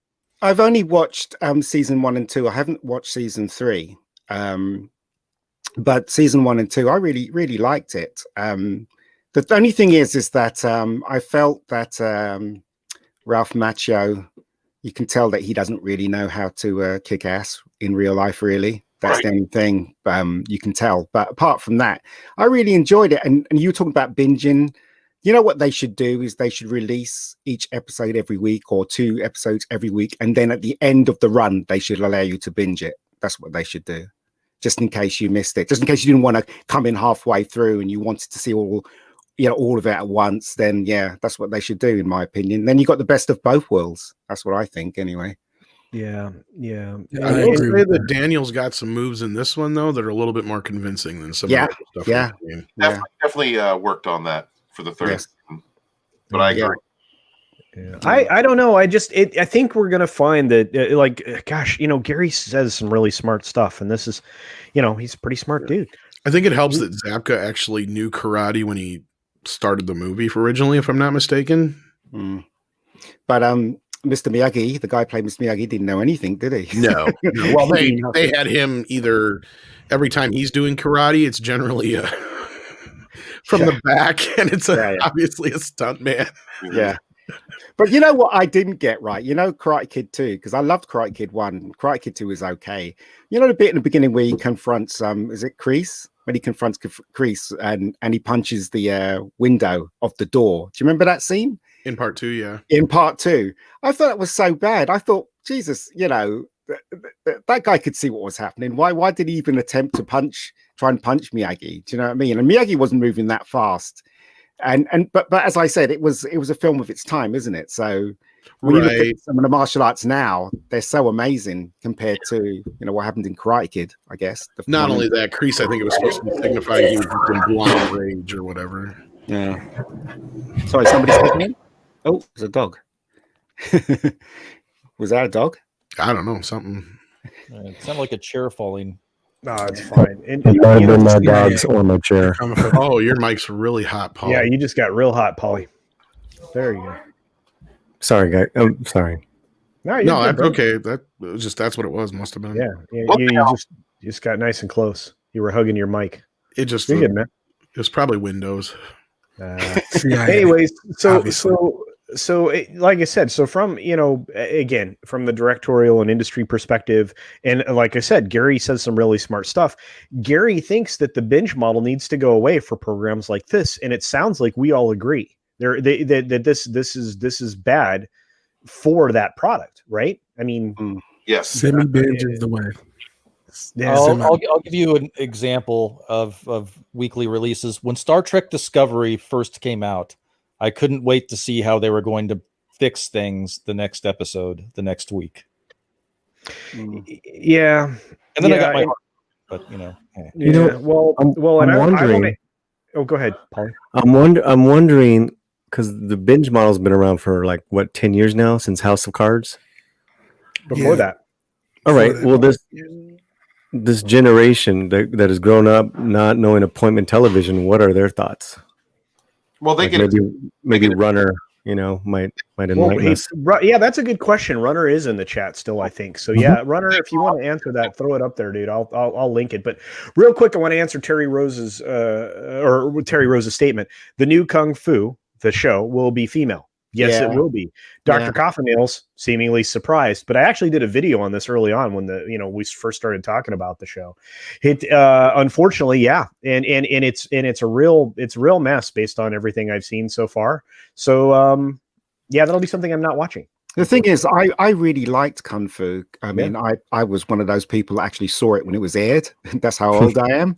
So but I like the idea that it was all about peace.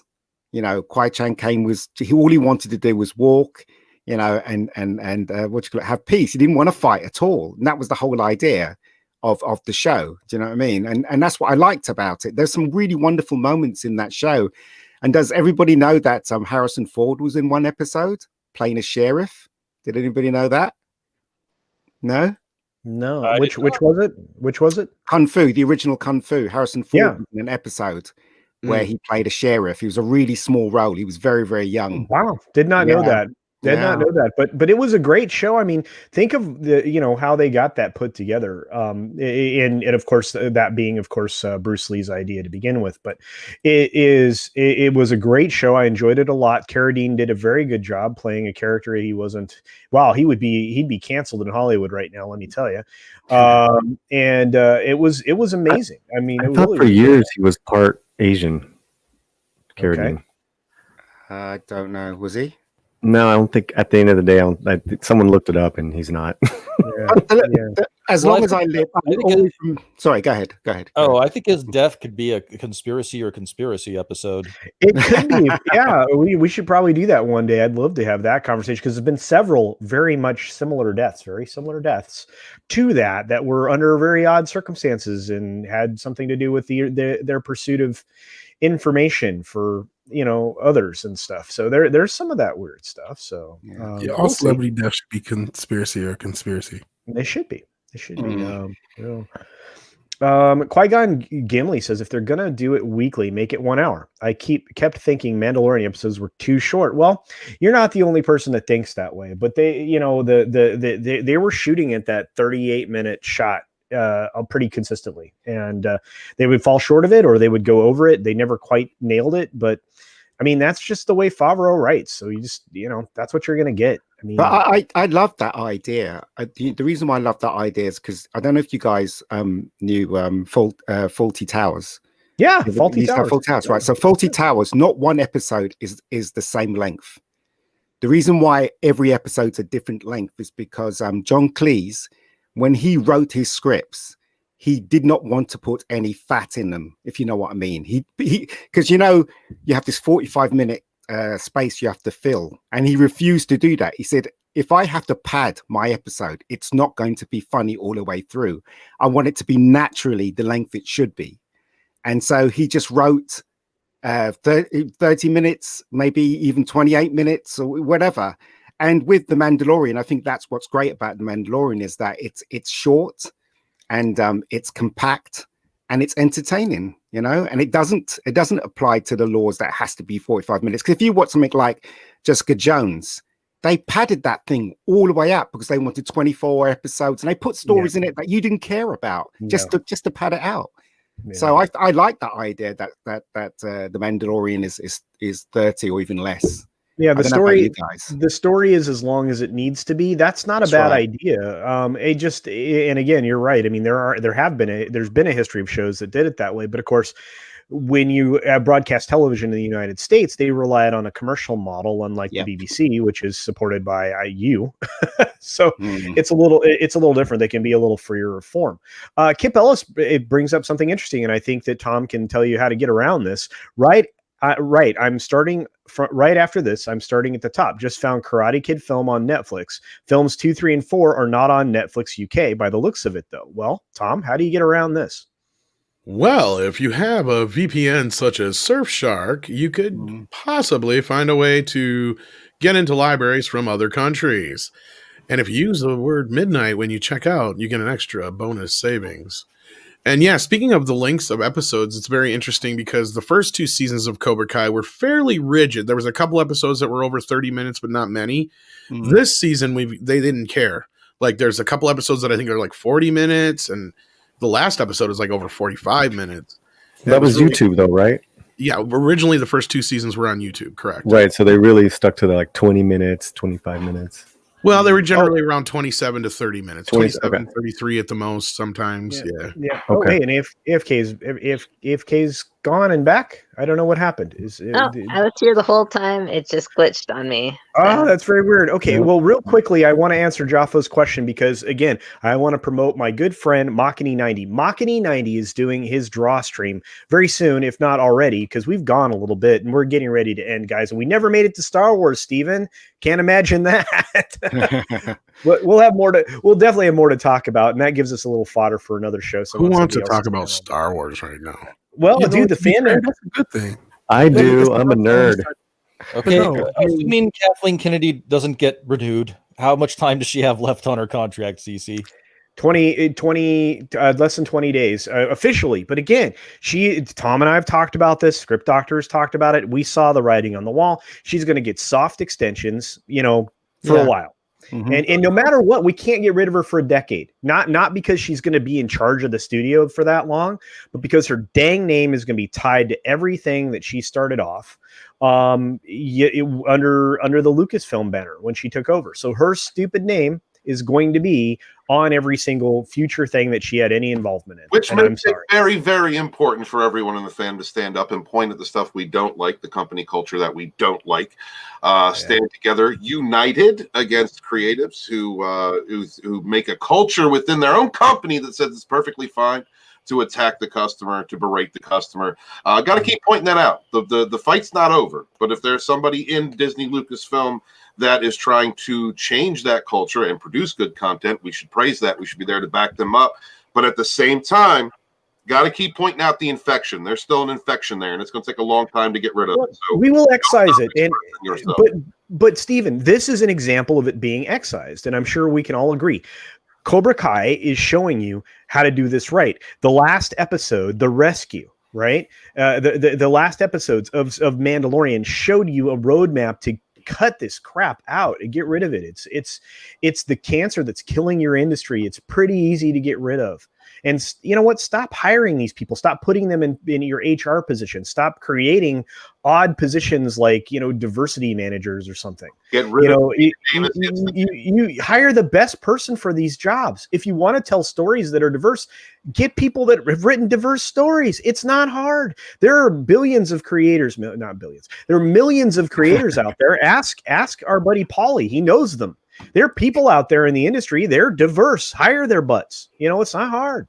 Yeah, it's some kind of religion, isn't it? These people that actually run our pop culture now, they're all into that. So it's kind of like a cult, really, and they don't want to admit that they're wrong. So Yeah.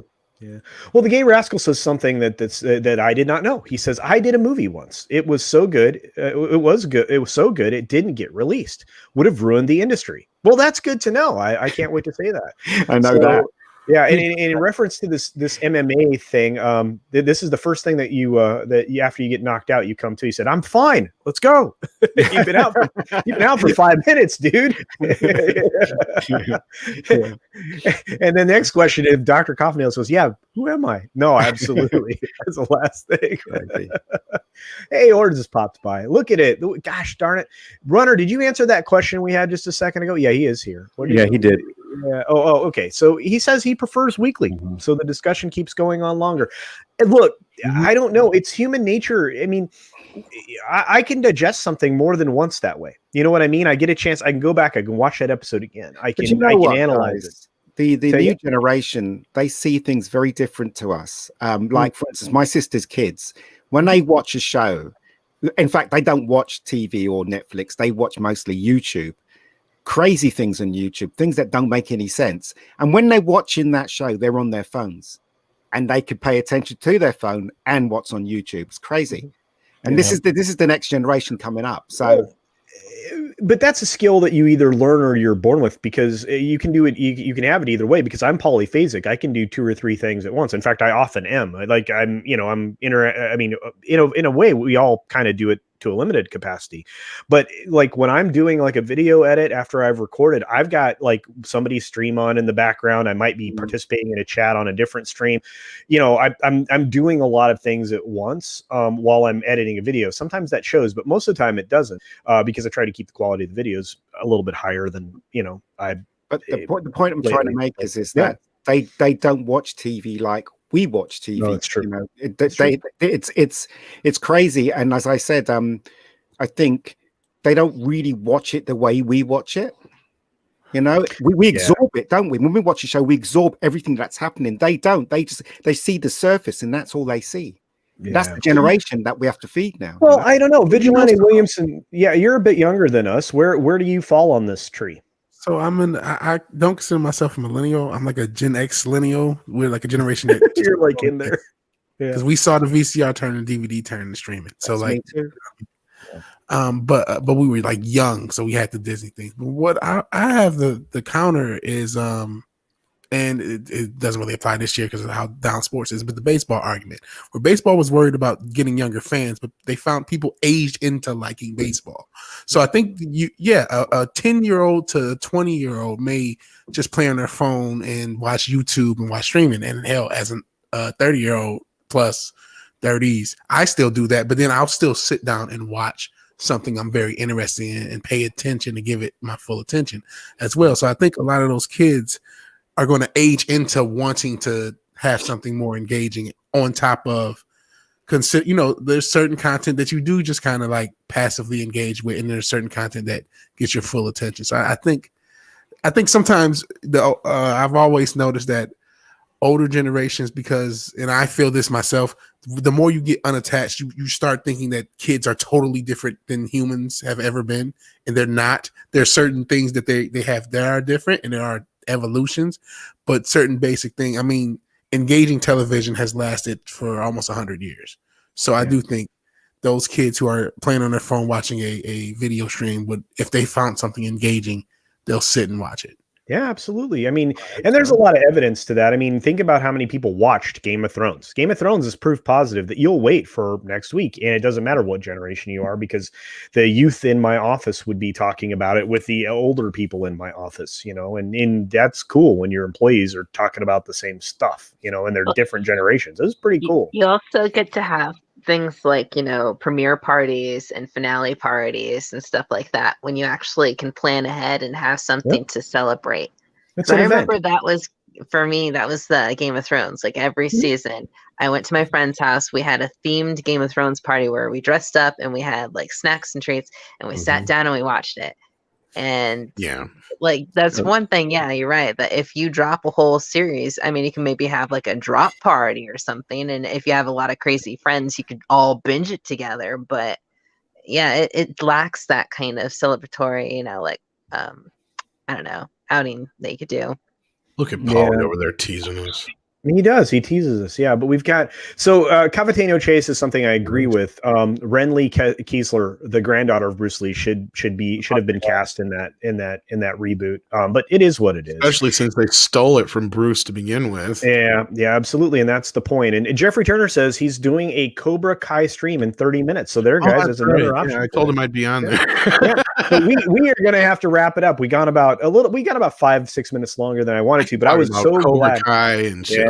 Like No, that's what's great about it is we actually have minutes. something great to talk about, and all the stuff that we would talk about would be like what could happen next, what we thought maybe this mean, what this character's motivation could be, where this thing could. That's the great part about this is it's been fun to have the bit about Mandalorian and Star Wars, but it still leads to one place, and until they convince me otherwise, I'm not too keen on anything going forward. I'm going to keep saying the words divergent storylines. That's all I'm going to keep saying. Fingers crossed, right? Fingers crossed they don't go there. That's what I'm hoping. I think you'll be surprised. You're still going to get mentions, and you're still going to get elements of the First Order, but it's not leading to this. Anyway. I'm just saying. I won't reinforce that any more than I already did. Yeah. And yes, Shellback. Guess what? Tom did put a commercial. Well, it's not really a commercial. It's just he's letting people know there's having trouble getting up in the morning. Well, that's for you is Walton's Brew. Oh, that's true. I use Surfshark too. Just put it out there. Yeah, and so do I. And so please don't say that. I'm eating. I didn't finish. Yeah. Anyway, and this is really good. Hodor in 2024. Absolutely. Dude, nobody knew what that meant, what his name meant. That reveal in that Game of Thrones episode was amazing. And again, that's appointment television. Everybody got together at the water cooler the next day and talked about that nonstop. And for us, the water cooler was Twitter or YouTube or maybe even at your office. The pub. The pub. Absolutely, you have conversations around that, even at a dang sports bar. Even at like, I don't have TV. It's like, I don't care. I'm going to tell you about this show. Right. And that's the thing. We need evergreen content, and you get more evergreen content when you release it as an episode at a time in a non-binge model. That's good. That's good for a longer period of time. Anticipation is a good thing. Instant gratification is not always good. Well, I'm kind of surprised that Netflix didn't decide to go that route, especially considering how they saw how big the first 2 seasons became once they threw them up there. Because, a lot of us here had been watching them the last 2 years on YouTube, but how many people discovered this show just in the last year because they got put on Netflix? Why did they let it go? YouTube. Because they can't afford it. The YouTube Red or whatever the hell it was called, YouTube Premium, it was a flop. And the only success they had was Cobra Kai. Oh, okay. Did not know that. Oh, hey, you have a drinking buddy. Kate wants to go drinking with you, Tom. She's relatively. I don't drink, but you know what? Hey, I might make an exception. Well, there's alternate entertainment forms for sure, but let's get this last super chat and we're going to wind down. Dr. Coffinails, thank you for stopping by, my friend, and being a part of this channel. I really appreciate that. I see you everywhere. Your support is invaluable to each and every one of us, so thank you. For $5 super chat, he says, or Dr. Coffinails says, I just assumed Dr. Coffinails' gender. I'm sorry about that. Kung Fu is very good. I highly recommend it. Mm-hmm. What did I say? He's a he. That's what I thought. Kung Fu was very good. I highly recommend it. Unfortunately, they chopped aspect ratio on first season of DVD to make it look cinematic. Oh, they put the bars in? Stupid. It's stupid. That means they cropped it off. Yeah. Yeah. Original aspect ratio only. Do you hear us, Hollywood? 4:3. It released that way. I'm fine with it. Not everything has to be 16:9. Doesn't have to be. No, because then you lose most of the picture. There's very rarely, unless you find something where they filmed it with an open matte 35 millimeter. Right. Then you may have stuff on the left and right, but you'll run into what you ran into the problem with Star Trek: The Next Generation. Yeah. Yeah. And that was that the effects were cropped off and matted off, so they couldn't put them in a 16:9. And there was stuff in the left and right of the screen that was never meant to be seen, like microphones and other crap like that. So they couldn't do it. Yeah. So they just decided to release it in 4:3, which, again, do it that way. They did the same thing with Buffy, I remember, and The Simpsons. Now they've done it, even though they've re-released it to where you can see it in the 4:3 on Disney Plus or whatever. But then they also did it to the first couple seasons of Highlander. Oh, that pissed me off. There's been a few they've done that too. But Quincy, that show Quincy, they went back to the film. And they actually made it 69 because they had the actual film. They had the open mat. Yeah. And it looked amazing because they did a complete digital cleanup of the whole thing. And I was watching it it's amazing. Yeah, so, if it's shot with an unmatted lens, like Thomas was talking about, I mean, you get all of that. As long as you don't have microphones or anything else. As long as right, you don't want it. Yeah.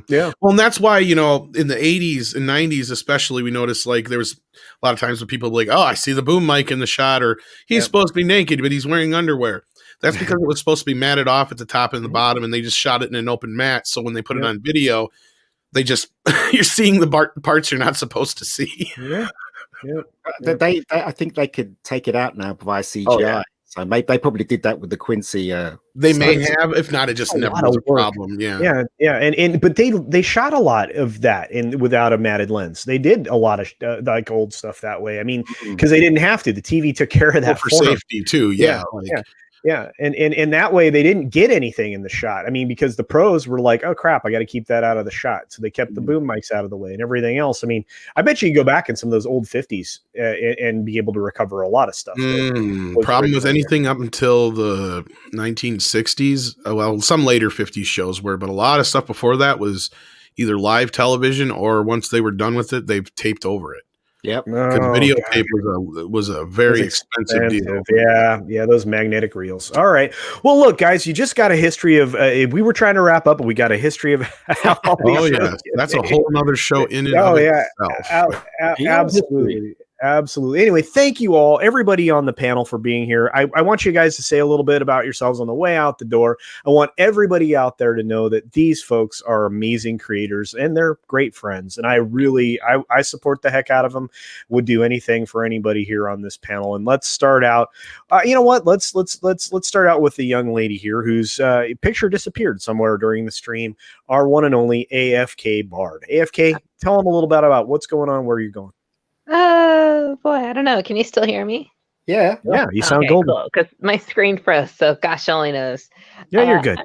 I'm doing okay. Thanks for having me on the stream. I don't know. I'm working on a new job, so I'm a little bit more preoccupied with it, and I'm not sticking to my stream schedule as much as I should be. But I am planning to read tonight on my stream at 8 p.m. Pacific Standard Time, and I'm finishing The Wonderful Wizard of Oz that I started on Christmas. So there you go. Awesome. Looking forward to hearing about that. Our special guest, our extra special guest, about two chicks fighting over shoes too. No, this one doesn't really put as much of an emphasis on the shoes. Well, I just want to hear your review, so I'm very excited. So hopefully we get there. Sorry, that's just the most brilliant review of that movie I've ever seen. If you haven't seen it, check out Cecil's review of Wizard of Oz. He basically sums it up as two chicks fighting over shoes. Hey, Cecil has a unique perspective on life, but anyway, our very special guest. He's not wrong, though. Sorry, Culture, but he's not. You want to talk about flipping the antagonist and the protagonist and coming at it from a totally different angle? His review does that. It's great. Yeah, okay. And I'm gonna try this for the third time, guys. Thank I you. am so sorry, Culture. I don't care, brother. You know that. Our very special guest from across the pond, a filmmaker, a content creator, and just a heck of a nice guy. Ian, the Mega Geek, who makes tons of stuff. Tell them about your tons of stuff. You've got tons of stuff. Okay, well, I'll be really brief. I've made a web series called Rebecca Gold. It's only 5 episodes and it's on my channel. I've also got feature films I made like 20 years ago on there as well, which I've recently recovered from people that owned it that wouldn't give it to me. So I've got The Killing Zone, which is the very first movie I ever shot on film, Super 16. It was a hell of a way to actually learn filmmaking, but that was my first movie. Then I had a movie called Fallen Angels, which is a horror slash movie, and then a film called Bad Day. They're all very good. Come and visit my channel. I also doing stuff with AFK Bard as well. So once she's ready, I'll be on her channel doing stuff as well. So there you go. That's me. Thank you. Awesome. All right. Yeah, where's the link? I definitely want to sub to your stuff. Oh yeah. We'll get the link together. I have no mods here, guys, so I apologize. I think am I a mod? or Wes is modded. I think Steven or Wes are modded. So, but absolutely. Okay, I'm working on it. You guys are asking me to do too much. Anyway, so on that note, while I do that, I'm going to bring on our other special guest, Paulie, also known as Latino Slant. Be sure to check out his channel, as I do often. He is a great content creator in his own right, and every once in a while, he invites lowly people like me on his amazing channel. Say something, Paulie. Paulie is awesome. He's on the list. I think he typed in the private chat that he had to take off for a second. So check out his channel. The CIA got Paulie. Yeah, that's right. Yeah, perfect timing for me. Well, Vigilante Williamson, let's give you the floor, my friend. I think everybody needs to know more about our Alice in the Middle. All right. Well, so the reason I was so anxious to get the Mega Geeks chat, his link, was because Doomcock had talked about not just being people who are just ranting, and we're not, but we need to have a strategy. And one of the strategies I think we need to ape from Comicsgate is having our own content. And bigging up and talking about the good content. Like this whole stream, even though I haven't seen Cobra Kai, the fact that it's about something that's good, that we all love, is huge, because we need to make sure, we need to starve these mega corporations who don't care about us, and we need to starve these franchises. That's what happened to comics, and it may be sad to see a lot of our myths as far as that kind of die as far as the company, but that's what had to happen. So everyone went to back issues, the old content and the good content you like, and the new content. So I want to see the Mega Geek, I want to see anyone who's creating push more stuff, and we also have to push the content that is respectful of our myths. And so I just really wanted to say that. But yeah, I have to promote as well, because I am a capitalist. So yeah. So what do you get when you cross a mentally ill loner with a society that abandons him and treats him like trash? You get Vigilante Williamson, pop culture and politics with a little bit of music splashed in for taste. So please check out my channel. Please sub to everyone on this panel's channel like 100 times. Use burner accounts. They're cheating, so we might as well cheat. Please. And so, yeah, thank you for having me on, Culture. Thank you, everybody who's had me on or I've streamed with. It's nice to, I may have even streamed with the Mega Geek before. I think because he's been on one of these, maybe. I can't remember. I do a lot of streams now. I don't know. But I just appreciate everyone. Thank you. Vigilante Williamson, you're so great. I really appreciate having you on. I love all these voices. Paulie, I went to you, but you weren't there, so we'll do it again. Paulie, the great creator, somebody who occasionally will invite me on his channel. Very rarely though, because I guess very rarely. Yeah, very rarely. I'm trouble. But Paulie, thank you so much. Tell them a little bit on the way out the door here. I apologize for if you called upon me earlier. I was I didn't see the private chat. Yeah, I was buttering Mrs. Slant's toast. Channel for you. Oh, you did? Oh. Thanks, man. Yeah, I was. I literally was buttering Mrs. Slant's toast. And speaking of Mrs. Slant, she will be my first guest on the return of the Latino Slant this week. Tuesday, actress Romy Diaz, aka Mrs. Slant, is going to come on the show and talk about her film career, women in film, and just her just being so amazing. And you guys are in for a treat. That is live this Tuesday night. Tonight, I got a video coming up on reviews of films recently that I recently saw that are so bad I love them. So cool. Yeah. Thank you. And thank you, Culture. And some of my best review of one of those films. Mickey Rourke's The Legion just came out a few months ago. Ooh. So incredibly horrible that I watched the whole thing. Awesome. And yeah. He has press on Lee press on nails and an eyelash and an eye patch. And he's a Roman general. Should be I great. have to see this movie. Now this sounds really good. I'm not sure where to start with that. Yeah. Well, start with our Yeti Cast and Minds review tonight. Yeah. Paulie, you should do the last Bruce Willis film that was on Netflix. It's awful. That was shot in 10 days, would you believe? You should do that one. Okay. No, I mean we're on a roll here. We got yeah, of course Wonder Woman is in that pile of but that's unwatchable. We couldn't watch. I don't know how much fun that is. You got like the fan in there or whatever, that John Travolta one? The Travolta. Well, these are ones I recently saw during the holiday break. So I think I'll start doing retro ones. Oh, okay. Yeah, because that was like a year or two ago. Yeah. These were actually new films, believe it or not. Like The Honest Thief with Liam Neeson's really bad, but we watched it. So that's tonight at 6 p.m. Pacific. We put that video up. It's called the Good, Bad, and the Unwatchable. Awesome, fantastic. All right, well, thank you, Paulie. I really appreciate you being here, friend. Thank you, bro. I know you had a schedule switch up, so you had to make some hustle. So I appreciate the hustle, my man. I appreciate it. Tom from Midnight's Edge and Midnight's Edge After Dark. I can't say enough great things about you and your channels and all of your support of my channel and your participation, which I can't even thank you enough for. But please tell everybody all about you and stuff and things. Well, you pretty much did, but I guess that means the blackmail is working, so that's all that counts. No, you pretty much said everything. Midnight's Edge After Dark. I hang out with hooligans like CultureCasino every Tuesday, and I'm on the High Council and featured guest on Friday Night Tights. So yeah, you can find me hanging around. Yeah, and he's wonderful and funny and does great voices. And Mead Radio is amazing. Mead Radio happened this morning. You can check out Mead Radio, and today's theme was mostly Cobra Kai. So there's some really cool stuff in there. So thank you for doing that, Tom. You bring joy to a lot of people in so many ways. What a good dude. That's fun doing it.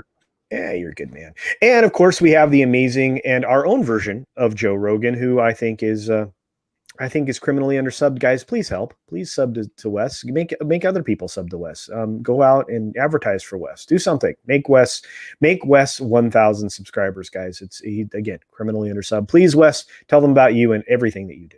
Awesome. Well, I don't know how to follow that up, but I'll try. I am Wes Moody of the Wes Moody Webcast. You can find me at youtube.com/Wes Moody Webcast. I talk about current events, pop culture, occasional conspiracy theories, occasional car talk, gaming streams, and I will vlog about whatever the heck I want to because it is my webcast.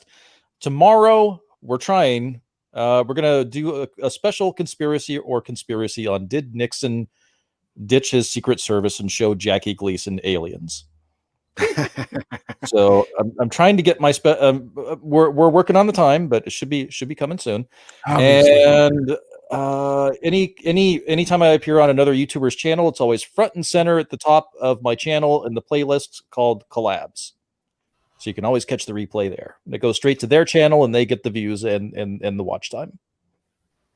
All right. Well, Wes, dude, thank you so much, my brother. I appreciate it. I love hanging out with Wes. I get to do it every Tuesday and Wednesday on his channel. And sometimes when he does the conspiracy thing, I'm there as well because, I'll be skeptical, but I'm also accepting of certain things. And Wes will tell you, I mean, we often are on different sides of an argument, just like Tom and I are. So, and that's the kind of conversation you're supposed to have is back and forth and find common ground. Because guess what? We've got it. Right, Paulie? That's right. All right. And last but not some of my best friends are white. Wow. Okay. Well, Stop as long as rumors about me. As long as they're not the Supremes, we're good. All right. So now we have last but not least, the very talented author, somebody who's going to let me write something in the third book, which I can't wait to see, and probably our own very own minister, our preacher, our whatever you want to call it, deacon. I don't even know what you would be, He's but author honorable doctor, author, composer. What else did Rob? I don't know. So many things. High priest, Preacher, high And priest. now, man in love as well. Yeah. Well, hey, I don't know about that, but I do know this. Whoa! Wait, what? Author Stephen Walton has That's what books. I've heard. He's got lots of books, and he's going to tell you all about him right now, and I'm going to make him big. Is that true, Stephen? Do you have a lady in your life? Culture's gonna make me big. Hi guys. So You got a new lady in your life, Stephen? no, I have Culture. He makes me big. Oh, okay. Thank you guys so much for being here. I want to say how proud I am of all the fans that have come together over the last several years, whether it's been to show our displeasure at the material that we get served in some of our favorite franchises, or whether it's been to defend ourselves and one another from people in creative positions who feel it's perfectly fine to attack us and berate us because we don't like the stuff that they're putting out, which is just not cool no matter who you are. And it's been years upon years of these voices speaking out for us, people like Tom, that have stood up and been our voices against this storm, this monolith, these corporations who have so much money that they just don't care. And they don't understand the struggles that we go through. And they don't understand living paycheck to paycheck, or having students that you're looking after, or anything in your life that you're doing. They don't care. They don't care about you. And they say that over and over again. But one thing that binds us together, unfortunately, are the franchises that they are in possession of now that gave us so much inspiration. And for years, we have been standing up with one another, and I've seen nothing but this community grow and finally affect some change. Finally, we came together from all walks of life, all walks of our fandoms, and we affected a change. I'm so proud of each and every one of you. People who are making channels and the people that are in the chat. People like Dr. Coffin Nails in the chat right now, somebody that I've known for years, been in the chat of world-class bullshitters, watching the High Council for years, speaking out for one another, giving our opinions. And that's what's built this thing. And let's not stop this momentum. We're not always going to agree, but who in fandoms have ever always agreed? We're always going to like something different or have a different take on something. But what matters is that when push comes to shove, like most of us who have come into these fandoms to escape the real world, to find escapism, whether it's been a bully or bad people at work or a bad relationship, or whether it's been just to love something, we have all come together to escape. And let's protect that escapism. Let's protect it with each other.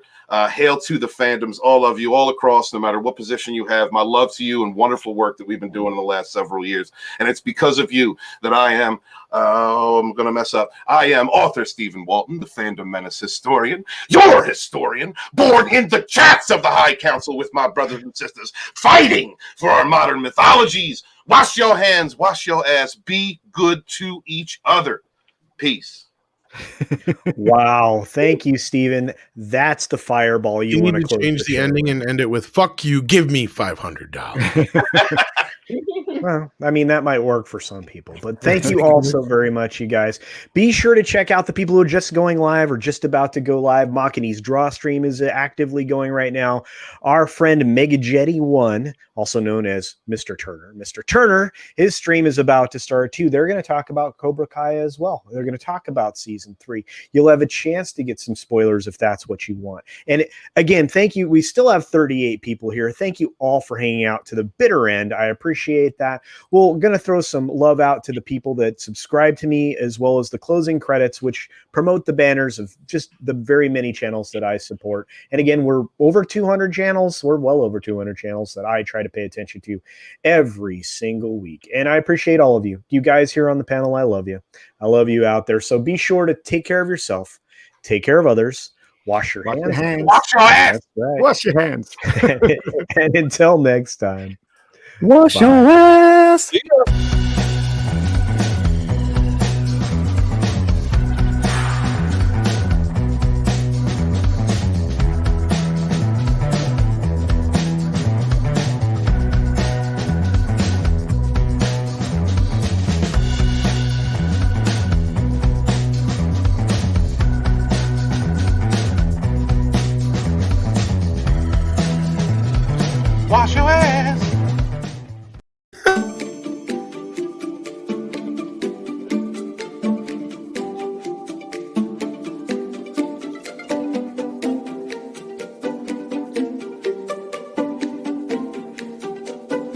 wash your hands and wash your ass. I didn't know we could unmute ourselves. Absolutely. We sure So, can. at the end, Don't forget to live